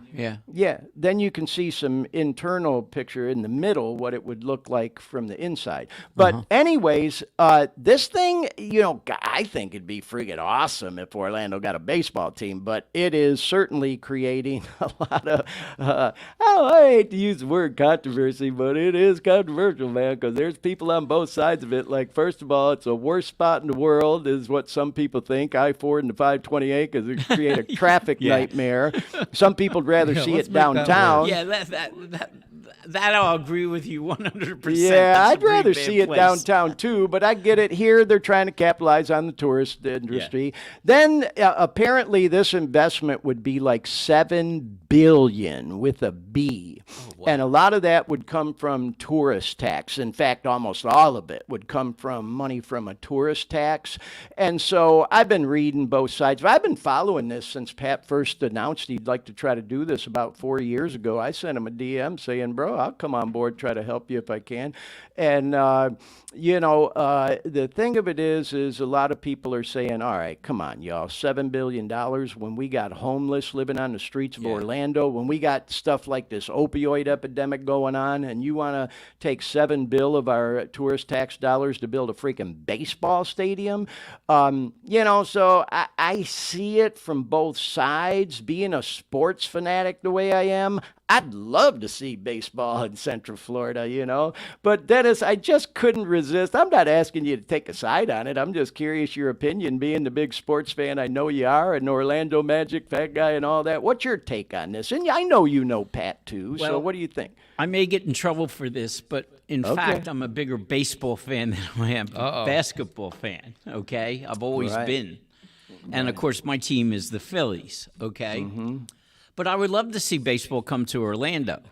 But my questions are the same that you have. Can we support a team the way it needs to be supported? I like the idea. I didn't like the idea of it being at 528 and that caught my attention. I-4. Yeah. Okay, but you're right. It's going to bring the tourists. Look at Las Vegas. Yeah. Their teams, they are not getting. The people that come to Las Vegas from elsewhere go to those games. And they're about to get the Oakland A's team, the baseball team. Oakland is moving out there. Yeah. Yeah, and I think that it has a chance, but whether it's going to happen, I'm not sure. Yeah. Well, you know what? That's what a lot of people say is he picked the right name for the team, the Orlando Dreamers. Yeah. Which, by the way, Dean, I don't know if you got it, but there's a really cool pic I sent you of the logo, the proposed logo. And that's what there it is. I love the logo, but some people are kind of joking about it now, saying, well, he picked the right name because he's dreaming if he thinks that's ever going to happen. But, hey, man, you know, if anybody could do it, Pat Williams could, you know, I think, you know, and what a great guy. I got to take a moment just to tell a quick story. And Dennis, I know I've told you the story once before, but I'm going to try to keep it real short. It just goes to show how you just never know who you're going to meet in your life and how things transpire. And you'll probably remember this as I start to tell the story. So I ordered a recliner from Signature Furniture when I was living in Orlando over at Forest City Road 436. And it was so big, I couldn't fit it in my vehicle, so I rented a U-Haul, just a small little U-Haul, and I get my son G and his buddy Kyle, and we go up to the Signature and pull around back to pick up this recliner. And there was a car in front of us. It was a hatchback. And whoever this guy was, I don't remember his name off the top of my head, you know, we see them bring out this big box of what was apparently a recliner as well or whatever, and they're trying like hell to fit this thing in the back of his hatchback, and I could see clearly waiting in line, this just ain't happening. So I told my son and Kyle, I said, listen, go tell that guy if he don't live too far, he can throw it in the back of our U-Haul, and we'll follow him to wherever he's going and take it home for him. So sure enough, I see them go out and they're chatting with the guy. He comes up to my window like, oh, bro, are you serious, man? That would be so great. I just live like a couple miles away in these condos over here on Maitland. I'm like, yeah, let's do it. So we do. We take it, you know, we follow him to his house. We get there. The kids unload the thing, take it in the house. And the whole way there, they're thinking, man, hopefully this guy flips us 50 or $100 for helping him out, you know. And so we get the thing in. He comes up to the window of the truck and he said, you know, we're back in the truck. He says, hey, you guys, hang on 1 second. I want to grab something for you. And so they're thinking he's going to bring this money, right? Well, he comes back and he gives me a business card. And he says, hey, listen, man, this is my business card. I am the publicist for Pat Williams with the Orlando Magic. He said, since you guys did me such a good turn, man, I want to treat you to a night in the skybox, the luxury box at the Magic game. You pick whatever game you want to go to. They'll have food there. You know, I'm going to take care of you guys for helping me out. And we're like, wow, how cool is that? And so long story short, we did. And it was a great time. And so that is how I met Pat Williams for the first time is, you know, we, of course, reached out to him to be a keynote speaker at one of those awards banquets we held that you were at, Dennis. Oh, is that? And, yeah. You know, I told Pat that story, and I said, hey, bro, I don't mean to pull strings here, but, you know, this is what happened. Would you be willing to be our keynote speaker? He said, absolutely, Glenn, I'm happy to do it. And so that was how I met Pat Williams. I bumped into him a couple times, once at the airport even since then.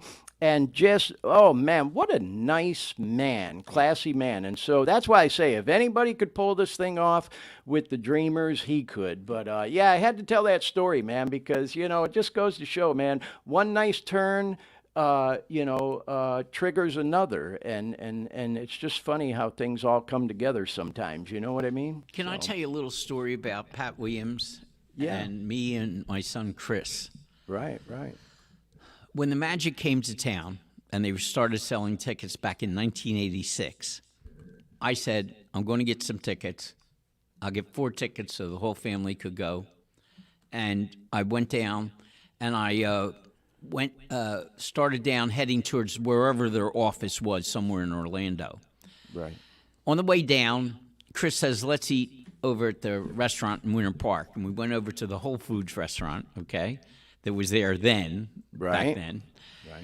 And we were in the restaurant and just waiting to finish eating and then head down to the Magic office when Pat Williams walks in. Mm-hmm. So Pat Williams, I see him and I go, hey, Pat. I knew him, okay? Sure. I says, I'm coming down to your office to buy 4 season tickets. And he goes, wait a minute. He says, wait a minute. He walks out to the car, okay? Right. He gets 4 applications, all right? I write him a check for $400. He fills out the applications, and I don't have to go to the Magic office. Oh, wow, right? Wow, yeah. So hang on. So he writes a book called Making Magic. He did, I think it's yes. his first book involving the Magic, okay? Yep. He's written very many books. Yes, he has. And so I send Christopher to a camp up in South Carolina. Actually, I didn't send him. My boss, who is his uncle, really, okay, he calls him Uncle Bill, sent him to this camp. And so he took the book, Making Magic, with him, all right? Now, they were up there, and there was no phone calls from the parents or anything, maybe on a Sunday or something. But I get a letter from my son, okay? Mm-hmm. And he says, I read this in Pat Williams' book. And it told the exact story of the guy who came in, who was in the Whole Foods restaurant eating. Wow. Okay, when he walked in and he sold me the 4 tickets. Right. And then Christopher said he wrote out the whole paragraph, okay? And Christopher says, do you think that's us? And I looked at Christopher and I says, of course it's us. Who else could it be? Yeah. Wow, I appreciate you telling that story, Dennis, because it just does, like I said, go to show, man. You just never know what's going to happen in life that turns out to be, another positive thing or mentioned in a book, And so anyway, Pat Williams, if you do happen to see this or a clip of this show, bro, we wish you all the best with the Orlando Dreamers. And hey, man, I'm retired. I got a little bit of spare time on my hand. I could volunteer with maybe some of the marketing of the whole thing, because I'm in favor of it. I mean, I get it. There's always going to be politics involved. Oh, the money could be used for something else. Oh, there's going to be traffic, all that other stuff. But you know what? That stuff all flushes itself out in the end. And I think it would definitely be a feather in the cap of Central Florida and Orlando to have a Major League Baseball team, which blows my mind. Nothing against Tampa. I love Tampa, Central Florida. I love the state of Florida. They're just not supporting the team over there. They're getting the playoffs in the World Series. They got seats available, I get it. The stadium's in a shit location. There was talk about moving it to Ybor and all that other stuff, but it hasn't transpired. And man, I would just love to see Major League Baseball in Central Florida. And I have no doubt at all whatsoever in my mind that the team would get supported. I bet they'd probably sell out almost every game between tourists and the locals. You know what I mean? want to see a team here because I want them to be in the National League so I can come and see the Phillies play them. Oh, yeah, there you go. Yeah. See, now I'm a Tiger fan being from Detroit and all, so I get to go see them in Lakeland or when I lived in Orlando or go back to visit. But and I don't think Detroit Tigers will ever leave Lakeland. There's just such a rich history there. But anyways, well, Dennis, you know what? You mentioned Chris. Yeah. And that reminded me that I want to talk with you, and blessings to all your family. I want to talk a little bit about Placide, if we may. Sure. Because, again, Dennis, oh my God, man, here, once again, I'm trying not to get filled up because you're such a good man, you know. And the story with Placide just, you know, I've read all about it. I've heard you tell the stories about it. I know how successful he is now. Yes. And I would bet most of our viewers and listeners probably don't know the story, but it's fascinating and so admirable what you did. So, you know, and Placide, by the way, is Dennis's son. And so if you would, Dennis, just tell us that story, you know, how you came to meet him and where you met him. I know all this, but, you know, him coming to the States and playing ball for Rollins and all that stuff, if you would.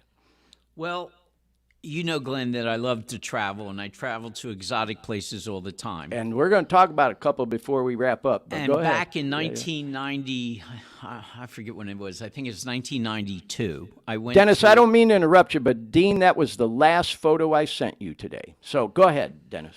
So I travel to interesting places. Okay, I'm not one to go to Paris. And I planned a trip. I didn't plan the trip. A friend of mine planned the trip. He ran trips. Buzz Donahue was his name. He's now, unfortunately, he died. But he used to run these great trips. And so he was running a trip to Rwanda.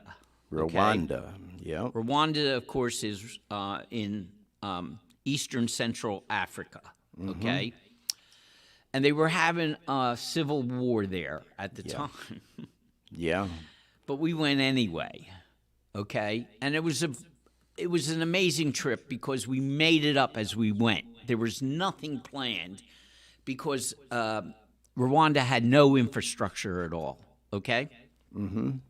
So we went into Rwanda and we saw the gorillas a couple times, and then we went into Zaire, which is now the Democratic Republic of the Congo, okay? Yes. That's it. And we Dean. saw the gorillas again.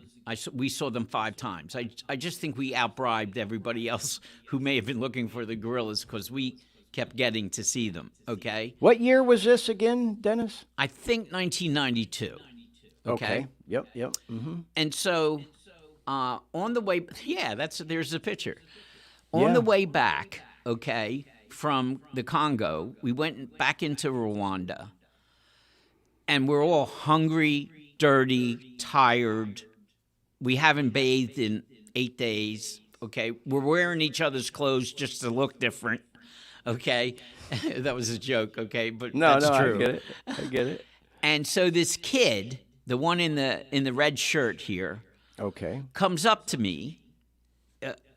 us, and he asked us, somebody has a magic shirt on. I don't think it was me. But he, it was 1992. There you go. Okay. It says it on the On the photo picture. you have. Yeah. So this kid comes up to us, and he wants to know if we're magic coaches, okay? Because one of us has a magic jacket on or a shirt. Okay. Yeah.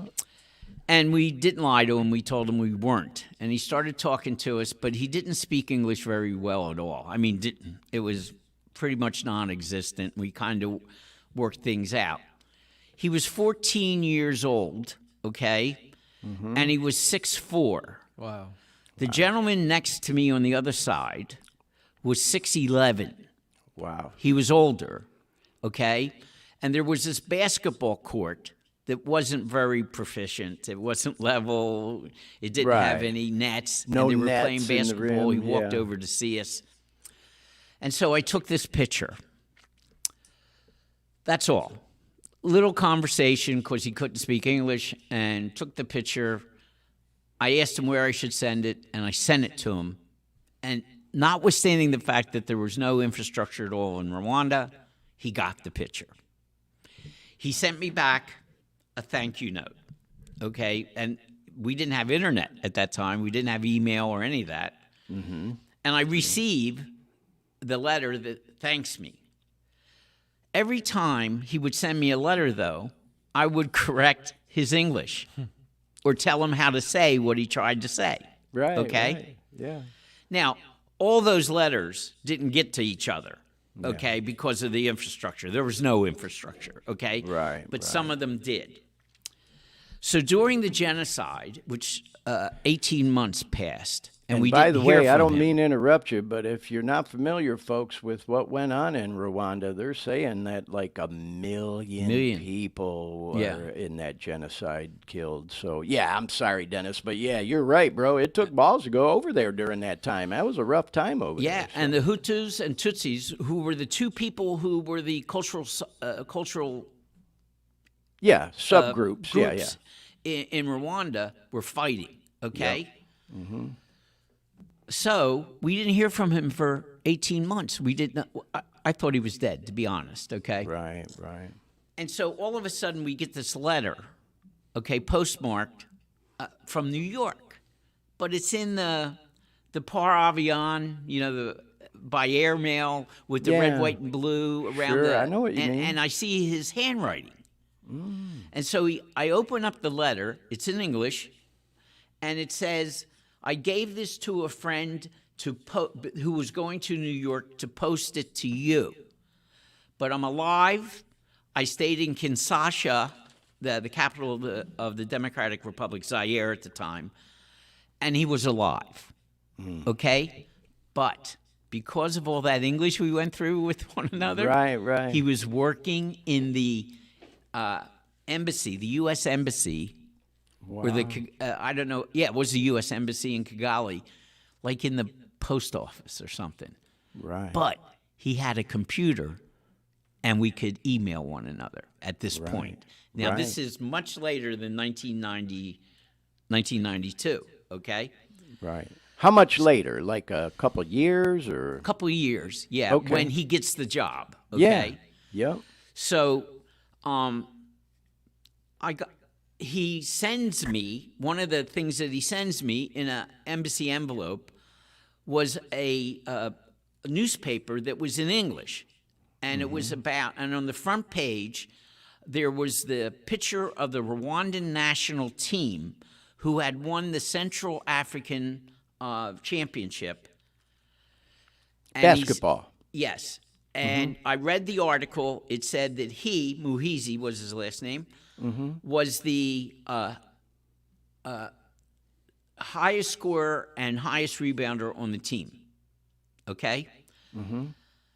Somehow, something clicked. You talk about fate. Fate's been a part of my life, let me tell you. Yeah. Something clicked in my mind and said, maybe you could get this kid a scholarship.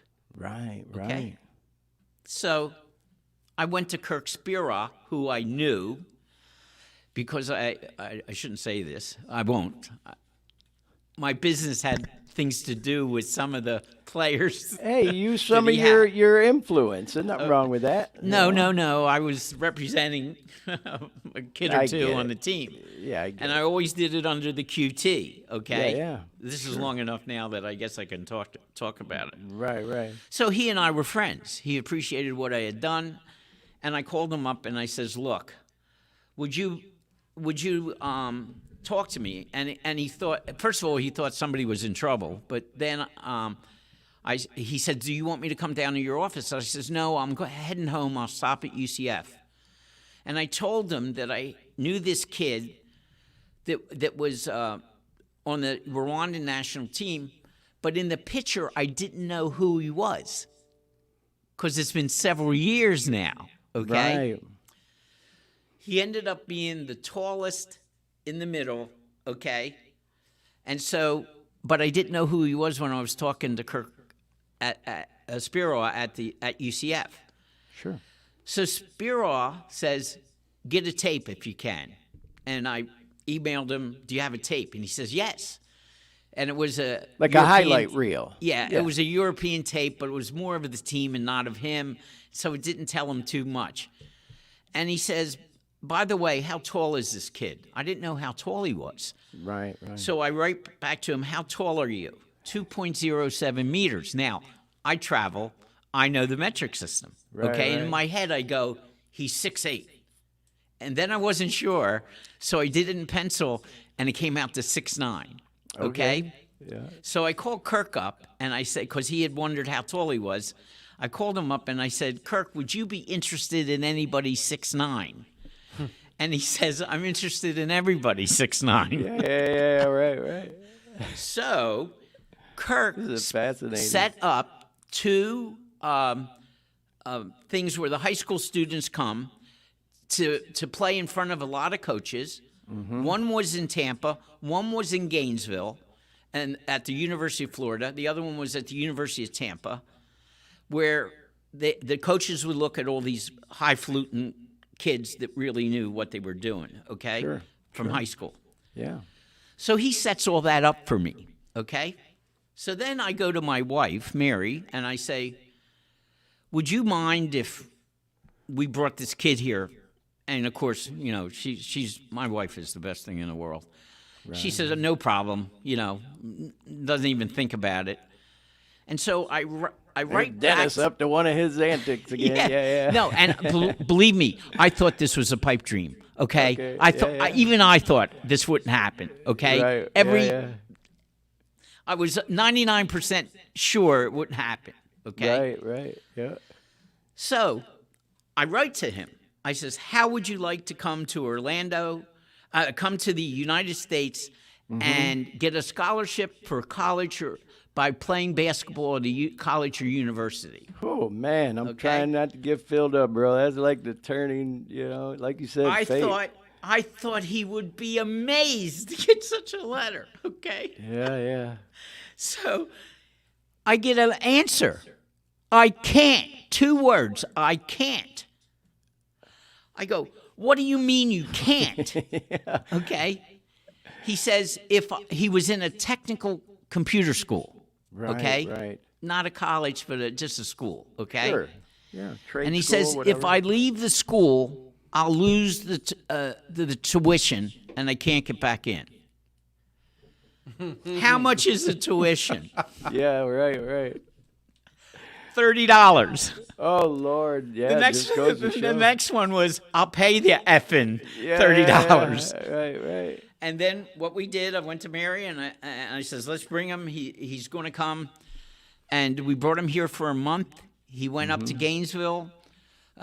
And by the end of Gainesville, everybody was interested in him. And that's when I started getting a lot of calls from college coaches. Anthony called me back. I thought he may lose him or something because he stayed in a dorm, okay? Right. And Anthony didn't. Anthony stayed with one of his friends at the University of Florida. Sure. But I told Anthony, don't lose this kid, okay? Yeah. Oh, yeah. So as soon as I hung up with Anthony, the calls started coming in. So I knew he was going to go somewhere. But because Kirk Spiros set everything up for me, I didn't want to let him down by not going to Tampa. The reason I had to send Anthony up there was that Mary just got out of the hospital, okay, and I had to stay with her. Right. So I sent Anthony with him first. But I went to Tampa, okay? In the first game, he plays. I'm there. He blocks the first 4 shots of the other team and hits a 3, okay? Wow.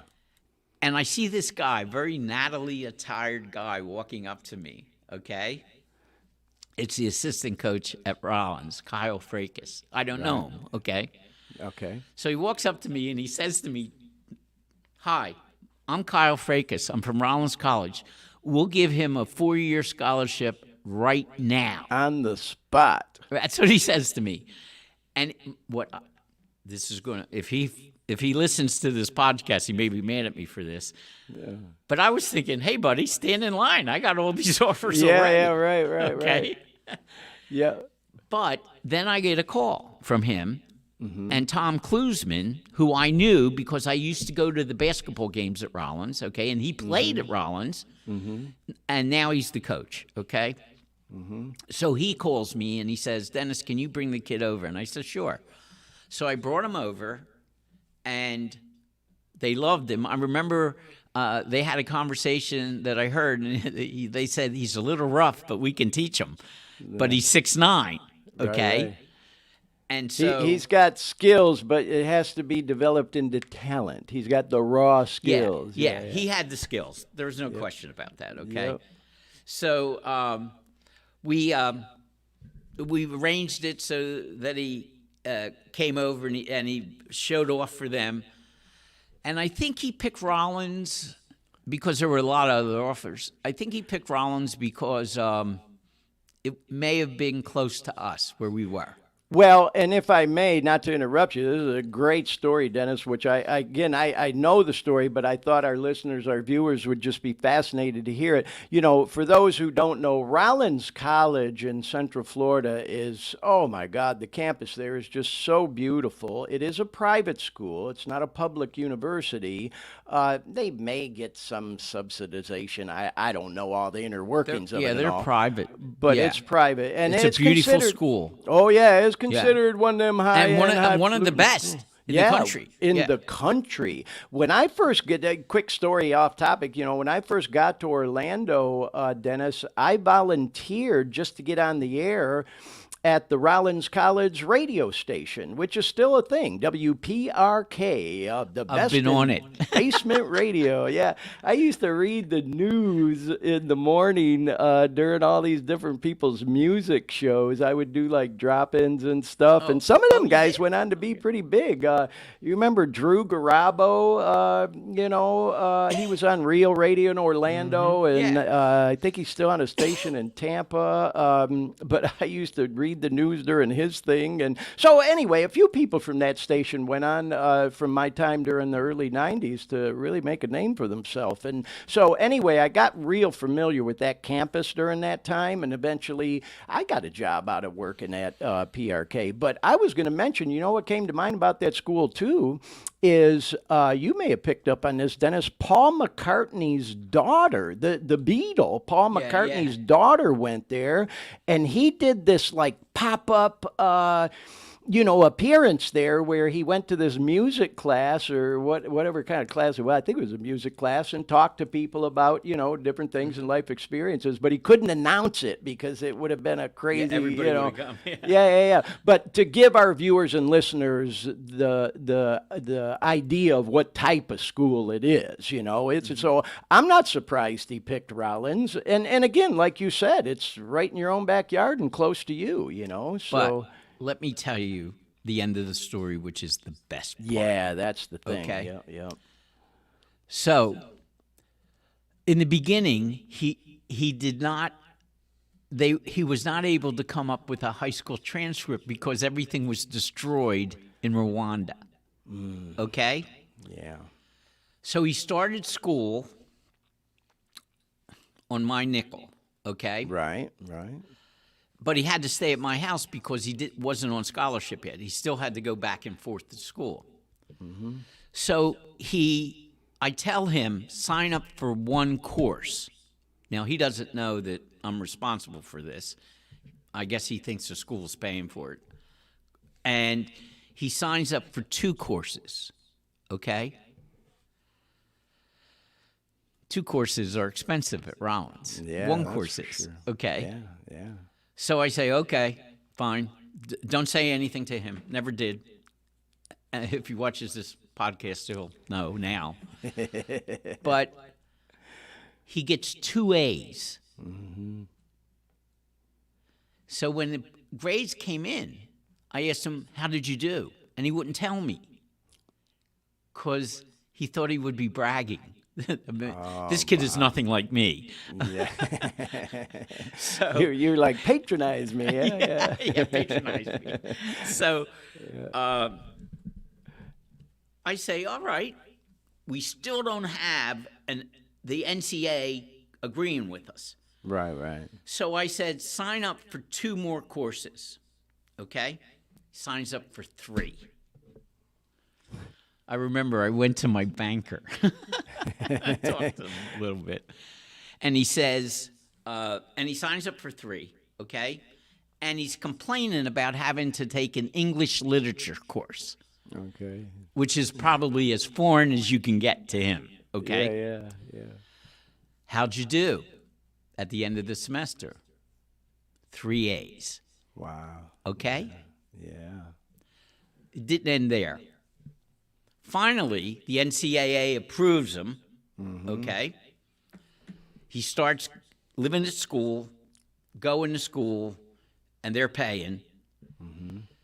and he graduates in 3 years because he goes in the summer, and he had 5 courses already before he started, okay? Wow. It's amazing. 3 years, 3.5 years, really. He graduates, guess what? Magna cum laude. Wow, Dennis. Whew, He didn't speak English when I met him. I'm trying not to get filled up knowing that whole story, man. It's just so amazing. You know, you talk about fate. And then, you know, if we could, to bring this story on home, you told me just before we went on the show today how he's doing now, because I asked how he was doing. So, you know. He's working for Wells Fargo in Charlotte, okay? Yep. I've talked to him family? about coming to Orlando because he could actually work in Orlando too. But he evaluates entities for the bank and for the bank's customers and stuff like that. And so has he's a got a family? great job. And he married a girl 6'4", and she's a doctor. Wow, yeah. And then if they have children, they'll probably be ball players. But They do. Dennis, oh my gosh, They have 2 kids, and the 10-year-old or the 9-year-old is taller than me.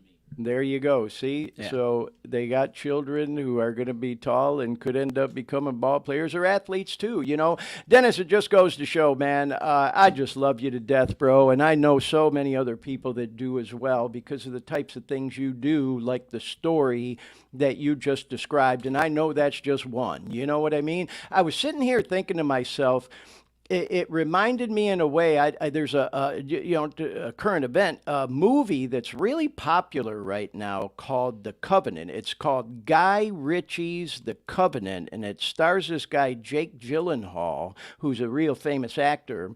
And it's all about, he came home from Afghanistan, but before the U.S. pulled, and it's based on a true story, you know, before it pulled out, a lot of the Afghans served as translators and interpreters, helping the U.S. during their whole, efforts against the Taliban. And then after the U.S. pulled out, unfortunately, the Taliban went after a lot of these interpreters and translators. They got their number, man. Them guys are in hiding. And so this movie is all about how Jake Gyllenhaal, this guy saved his life, this U.S. soldier's life. I think I saw an ad for it. Yeah, during this battle in Afghanistan, and he came back and found out the guy didn't get out, and the U.S. had promised him and his family a visa for, serving as an interpreter and translator to maneuver through there, and he went back to get him out and cut through all this red tape. So not to compare apples to oranges, but first of all, great movie, y'all. I highly recommend it. But it goes to show, it just reminded me of your story a little bit, Dennis. You know, Look, man, oh God, I hate to keep saying it, but I'm getting filled up thinking about it, man. You pulled that kid out of what at that time when you first met him, like you said. We can fluff over it real quick, but there was a fucking genocide going on there that over 1 million people were killed, no infrastructure. What a mess it must have been. And first of all, for you to even go over there and then to offer a whole new life, he probably can't even describe in words how grateful he is, for you. Oh, he's just like one of my regular kids now. He's a grown-ass man with his own kids, I'm sure. Oh, my God. Yeah, I get I'm it, Papa bro. D to the kids. Papa D, they call me. Well, thank you for telling that story. And Dennis, we're going to bring this around real quick. But before we do, I got to ask you about this. And for a couple of selfish reasons, you mentioned that it's true, bro. You take these exotic trips and excursions, and man, I remember, like I said, sitting in that back room in Sorrento's over lunch with me and you and Tom met me, rest in peace, and he was always fascinated by your stories of adventures as well, and you would tell us about these different places you went. And when I say for selfish reasons, I want to ask you about Easter Island, because I have a close friend of mine, Shebang, if you're watching, bro, and I know you'll at the very least see this eventually, was doing some research for a class on Easter Island. I'm like, dude, I know exactly who you need to talk to about it, So anyway, I told Shebang I was going to talk to you about this on the program today. And Dean, I sent you some pictures of those. How do you say it? The Moai? Is that how you pronounce it, Dennis? Moai. Yeah, this is Tongariki. It has, I think, 15 moai on it. And this whole thing was destroyed with a tidal wave at one point, knocked over. Yeah. And then the Japanese government came and they reset it up. And this this is the largest. They call them ahu, AHU. Okay. With so many moai on it. It's one of the biggest ahu. Yep, I wanted to bring up Easter Island also, Dennis, because you had told the story, and I just want to ask you to tell it again. How I'm almost afraid about the story you're going to bring up. Yeah, well, you were crowned a king of some sort, and I know you have a tattoo as the Birdman or whatever it is, and that you told me the other day. I had no idea. You've been back there 7 or 8 times, and 9. Dean, for those who don't know, Easter Island, look it up, man. There is some history there. You can't get any further away from, reality or, civilization pretty much than Easter Island. I sent you a Google Earth shot, Dean, that shows where it's, out in the middle of the Pacific somewhere. But anyway, let me shut up. I want to hear your story. Hang on. Listen to this, okay? Yeah. This is funny. This is how I describe where it is, okay? Okay. First of all, so that your listeners know where, it's 2,300 miles off the coast, the west coast of South America.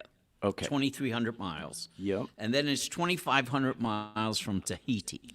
Okay? It is the most remote inhabited island in the world. Look at this. Do you see this picture, Dennis, that Dean has up? This is a the Google Earth picture of Easter Island. Yes, that's where it is, okay? It's out there. That's 2,300 miles from Santiago. You fly into Santiago, then you fly 5.5 hours across water. Mm-hmm. This island is 67 square miles. Holy You cow. need a 1011 or a 747, a big jet, to fly there, okay? Yeah. All over water the entire time. And I'm thinking, where are they going to land this thing? Yeah. Well, NASA built a runway for the shuttle on Easter Island, which goes all the way across the width of the island. Crazy. And so they have a great runway, all right? But the first time I went, the island was so special, so magical. Now, people are going to think I'm a crazy guy. And I knew right away this was a special place. Yeah. In a lot of different ways. Mm-hmm. Mm-hmm. And that's why I keep going back. I mean, I feel good when I'm there. Everybody knows me. Now, you said I was a king. Well, king's a little rough. The word for king in Polynesian is ariki. It means king or queen. Okay. But they had, beginning in the mid-1800s, they had a situation where their natural resources were all devastated, okay? Mm-hmm, mm-hmm. And so people were stealing from each other and killing one another for things to eat and stuff like that. They had pretty much taken all the trees from the island as well. And there's several different reasons that the trees disappeared, okay? I won't get into that. But it is, when I tell people where it is, I say, it is farther from any other place than any other place is away from any other place. Right, I remember. That's how I describe it. That. It took me a long time to learn how to say that. Yeah. But this is a special island, okay? And I've been there 9 times. I'll be back in 2025. Wow. The people there are like family to me. I was chosen to be the Birdman for 2002. Okay. They told me later it was because I had the mana. Mana in Polynesian is power, okay? Okay. I don't know whether I had the power or not. I think they just maybe needed somebody to be the guy that became the Birdman. Well, hey. But I became the Birdman, and so I'm in a line of birdmen, which still continues today. Wow. Okay? They pick them from people that visit the island or people on the island now. Right. Okay? And that's how I became the Well, Birdman. and with your personality and being such a friendly and outgoing person, I could see where they'd say, okay, this is the guy. And didn't you tell me you have a tattoo or so? Yeah. I have a very large tattoo on my back, okay? That has to do with this, yeah. Yeah. They put the Birdman in the middle, and then there's all that kind of writing that they do. And the writing really doesn't, there's no interpretation of the writing. The tattoo guy just thought probably it was good. Yeah. And then the first time I got a tattoo there was on the first trip when I went with Christopher, my son, my younger son, and he wanted to get a tattoo, so I wanted to bond with him a little bit, and I got a tattoo on my arm as well. But I love Easter Island.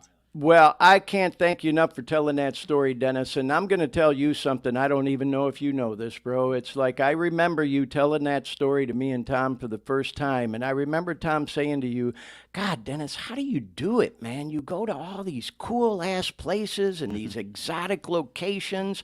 And I still remember to this day you looking us both right square in the eyes. You probably don't even remember doing this. No. And it wasn't any big revelation, but you said, guys, you just got to do it. You just got to fucking do it. And you know what? That simple statement has always stuck with me, Dennis. And like, even not to compare apples to oranges, but you know, me moving out west here to Sacramento, I moved out here to be near my daughter. It was a big move for me, man. It was a big change. You know, I love Central Florida. I love Detroit. You know, I lived in both of them cities for 30 years of my life. And it took a lot to come out here. And I thought to myself, oh my God, I remembered what you said. I just got to do it.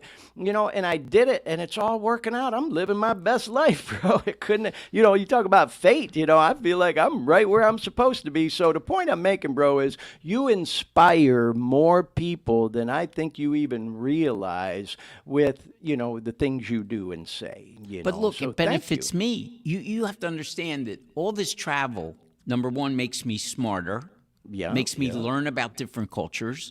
Yeah. Lets me learn about just about everything, okay, that I wouldn't have learned had I not gone to the places. I've been to 72 countries. Yeah. Okay. Yeah. I just went to Georgia, the country, which was fantastic. The food was great. Yeah. The people were great. The history. And you've been to like every continent too, I've been right? to all 7 continents, Antarctica twice. Well, I've been to Wow. South America several times and Europe several times, but I've been to Antarctica twice. Well, see, that just goes to show, man, folks, if you got something on that bucket list, take Dennis's simple advice. You just got to do it. Just do it. And so, Dennis, like I said, man, I don't want to keep holding you hostage. I can't thank you enough for spending as much time as you did on the show with us today. I just feel like we could talk all night and for hours and hours. So, man, I really hope we can have you back on the program again sometime. But before we wrap up, talking about these exotic trips you took, I thought if you have it, Dean, we have a picture of you in one of your most recent excursions to Scotland. And I think this is a good transition. If we can... Did I give you these pictures? I lifted all this stuff off of your Facebook and social media, bro. Okay. Yeah. We were stalking you, man. You had once you put that shit out there, bro, everybody's got it. But I thought it'd be a good transition if we can talk about that briefly, then talk a little bit more about your charity golf tournament. We'll try to plug it a little bit, and hopefully it comes together this year before we bring it on home. So this golf course you golfed in Scotland, man, you told me how old that thing is. St. Andrews.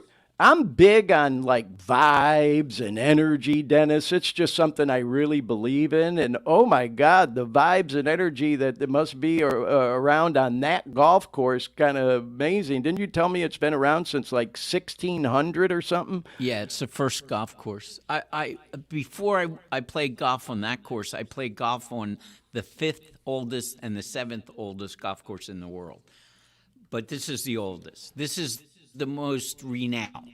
This is the old course at St. Andrews. St. Andrews is a small town, just about maybe 3,000 people or so. And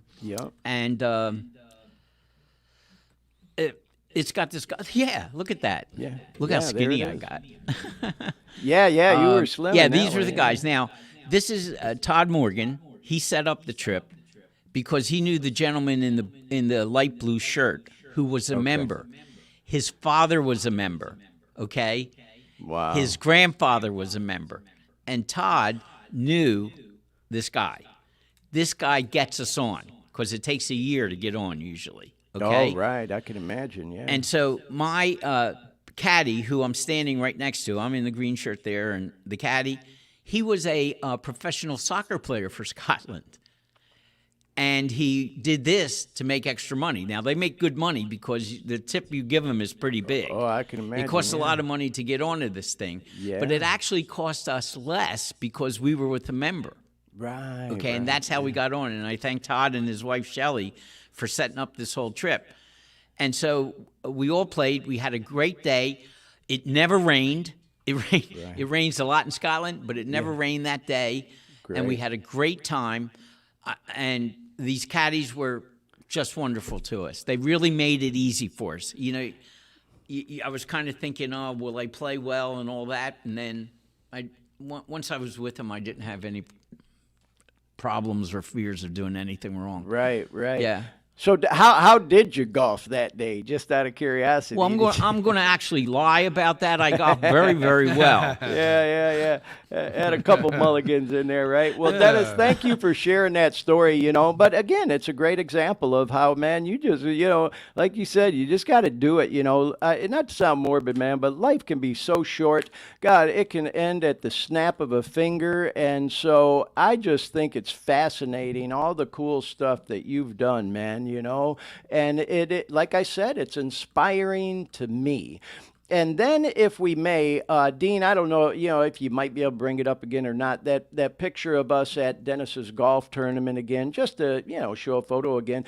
Dennis, you've been doing this Fat Guy Charity Golf Tournament for all these years, and I know because of COVID, 25. you had to put it on 25 years. You had to put it on hold for a couple of years, but hoping to bring it back in October. And, you know, this time I'm going to have to actually pay for a foursome, because when I was with the company I was in Orlando, we did a charity golf tournament that I was like the point guy on for 20 years. So me and Dennis would kind of swap foursomes back and forth and support each other's tournaments. But I promise you, bro, you do this thing in October, I'll fly out to Orlando and I'll pay for a foursome and a whole sponsorship. And Dean, you agreed to golf with me. We'll come out and support it. So what's the status? You think you're going to do the tournament again? I think we're going to do it. We started a little bit late this year. We have to get, save the date stuff out, but we have a very, very good group of golfers who are very, very loyal. Yeah. The past 7-8 years, I used to worry about whether we would sell out and all, but now I don't worry about it. We always sell out. Okay? Yeah, and at the end of the day, yeah, you know, it's a friendly competition. You always got a couple of foursomes that they really take it serious, but most people are out there to support a good cause, have some fun, food, and fellowship, and, you know, it's just a great time. So, anyways. Friendly, isn't that Roy in the spot there? Yeah, he takes it pretty serious. He's a avid golfer, man. Guy, you know? Roy's one of them guys. He goes golfing every single day. At least when I saw him last, he was. If you're a golfer and you're in my tournament, okay, the Fat Guy Open, if you're in it, okay, and you're a golfer, you get to eat and drink to your heart's content. We serve breakfast and lunch. And that's not common at all tournaments. No. I will say this. I have been told by people who golf that we throw the best golf tournament. And I got to thank Modern Plumbing, because they've been with me for years. And because of them, we even give a scholarship to a non-college kid, like an electrician or a plumber or trade school kind of thing. Welder. Yeah. And so every year, we started late, but we started giving scholarships out every year. Yep. Well, Dennis, again, all the more reason, man, that maybe we're going to have you back on again. You know, maybe not, you know, as a featured guest like today where we held you hostage for 2 hours, but, you know, maybe Dean can, because I really appreciate, Dennis took a long drive to be in the studio with Dean today, and maybe Dean can kind of educate you on how we could get you on the show just right from your computer screen at home, so you didn't have to drive all the way there, and maybe we just have you on for even a quick 10-15-minute segment when the tournament's all set in stone, to plug the tournament and just catch up with you. I would appreciate that. Yeah, we would love to do that with you, because it's been 3 years that the people haven't heard about it for a while. So we'll do whatever we can. but I think we'll be fine. I really do. Yeah, We I'm always sure are. you will. Well, hey, if I may, real quick, Dennis, I wanted to just mention to you, Dean, I know I sent you a bunch of stuff about like some current events coming up this week and those funny memes, and we just ran out of time. We'll do them next week. Okay. I will mention real quick, y'all, because I'm going to talk about this on the show next week. I'm so excited, guys. I am doing a meet and greet again on Tuesday with this dude, Mike Campbell. And if you think you don't know who Mike Campbell is, you do. You just don't know you know. He was the lead guitar player for Tom Petty and the Heartbreakers for like 40 years before Tom unfortunately passed away of an opiate overdose, of all things. You know, I had allotted some time to talk about that on today's show, but I'll do it next week because we've been going for a while. But Mike Campbell has his own band now. It's called Mike Campbell and the Dirty Knobs. He's had it for years. He had it even when the Heartbreakers were together. And with Tom's full support, man, he used to do that in between tours, you know. He played guitar for Lindsey Buckingham, took his place in Fleetwood Mac for a while. The guy's just a legend, right? He truly is. If you're into, you know, that whole thing, he's a guitar rock legend. So anyways, I met Mike a year ago in Detroit at a place called The Shelter that was made real famous in that 8 Mile Eminem movie, or St. Andrews Hall. I met him there. And then I saw him at a place called the Fillmore in San Francisco last fall. Well, he's playing at this place here in Sacramento called Ace of Spades, right downtown. It's about 15 minutes from where I live. And so I just couldn't resist. I'm going to go see him again. And I'm kind of hoping the dude don't see me and go, who's this fucking guy stalking me, man? You know, but he's just such a cool Glenn guy. The groupie. Yeah, and I just love him to death. He stalked me too. Okay. Yeah, I did. Right. But you know, with these meet and greets, it's really cool because they do give you about 5 minutes to bullshit with them. You get a picture. You can even take something to sign. I got an old Tom Petty concert ticket. I'm gonna have him sign again. So anyway, that's Tuesday. So I will talk about that on the show next week, y'all. And then check this out, Dennis. Just not to keep holding us up, but I was telling Dean last week, the Academy Award-winning actor Billy Bob Thornton. It's so weird living out here on the West Coast because there truly are so many celebrities, actors, athletes, all this stuff. Billy Bob Thornton has a rock group he plays in called the Boxmasters. Then they do some originals, some covers. They're playing at a local college, kind of like a Rollins College that's about 10 minutes from where I live. And I just got this random ad, and I thought, that sounds interesting. I think I'll go. And I checked on tickets. I got a freaking front row ticket coming up for that, man. So I'm kind of hoping I might get a chance to meet Billy Bob Thornton. Dean told me if I do, I got to get a quick interview with him on my iPhone, or, you know, invite him to be on the podcast. So anyways, I kind of getting off topic, I'm sure y'all. you can get him, Glenn. Well, I'm betting on you. I'll try. I will try. But I did want to share that, I'm meeting Mike Campbell again on Tuesday. So, y'all, if you are a regular viewer, listener to the show, I'll talk about that a lot more on next week's edition of the program. Want to send a quick shout out to my niece, Jessica. She had sent a couple of memes out this week that were just freaking hilarious. And I told her I was going to get them on the show this week, but we, again, ran out of time. So, Dean, next week we'll do a little short segment on some of these funny memes I come across all week on social media and all. So, with all that said, Dennis, thank you so much again, man. You know, we've had some guests on the show. My son G's been on talking about fitness, and my boy Shebang talking about addiction recovery and stuff. You are, in fact, our first high-profile guest, and I don't mind telling you, you know, I don't get nervous about this stuff too much anymore, but I was a little bit nervous about today. I had a lot of fun, and thank you for inviting me. I appreciate it. I'm I really so do. happy to hear you say and that, thanks bro. for plugging the Gopta. tournament. Well, you're an amazing interview. You really are, man. And, you know, I got to be honest, I tried real hard not to keep interrupting and interjecting, you know, because I love hearing your stories. And so I thought it went pretty well, all things considered. And so, again, I can't thank you enough for being on, telling all your amazing stories, providing the helpful tips and information I think you did for, you know, people that watch and listen to the show. So, like I said, bro, hopefully we'll have you on again soon down the road. I see Lori in the chat just said thank you, Dennis, and fantastic show. She's been following along. I see we've had viewers who've stuck with us the whole time watching this show.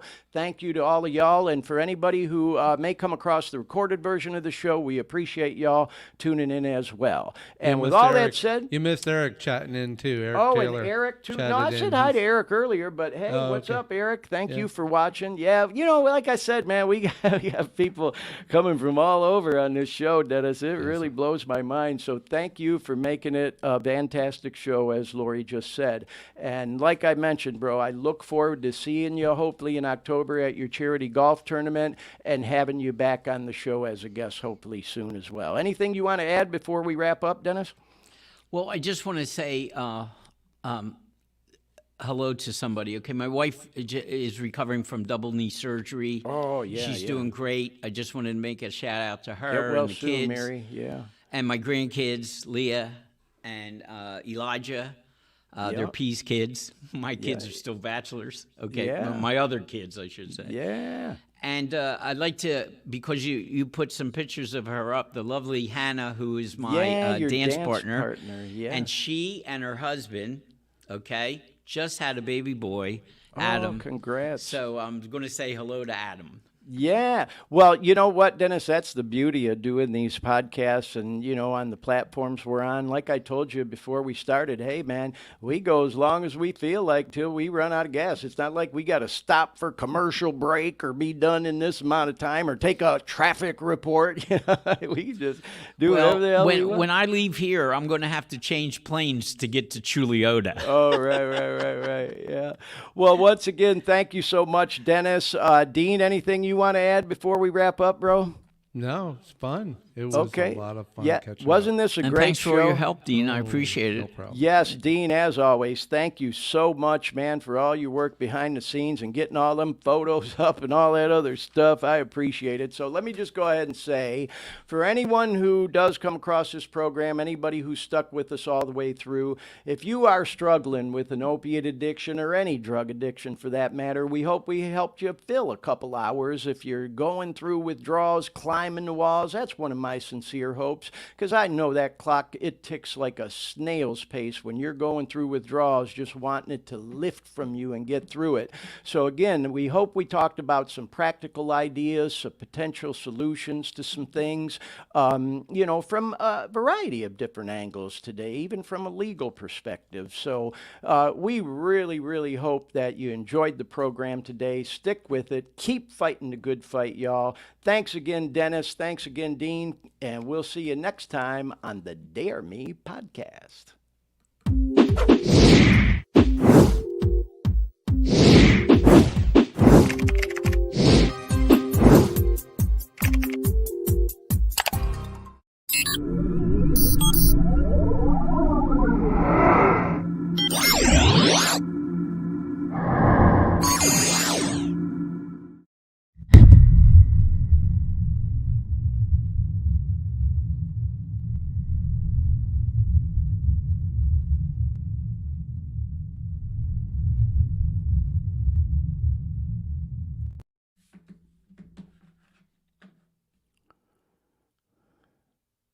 You guys still with me?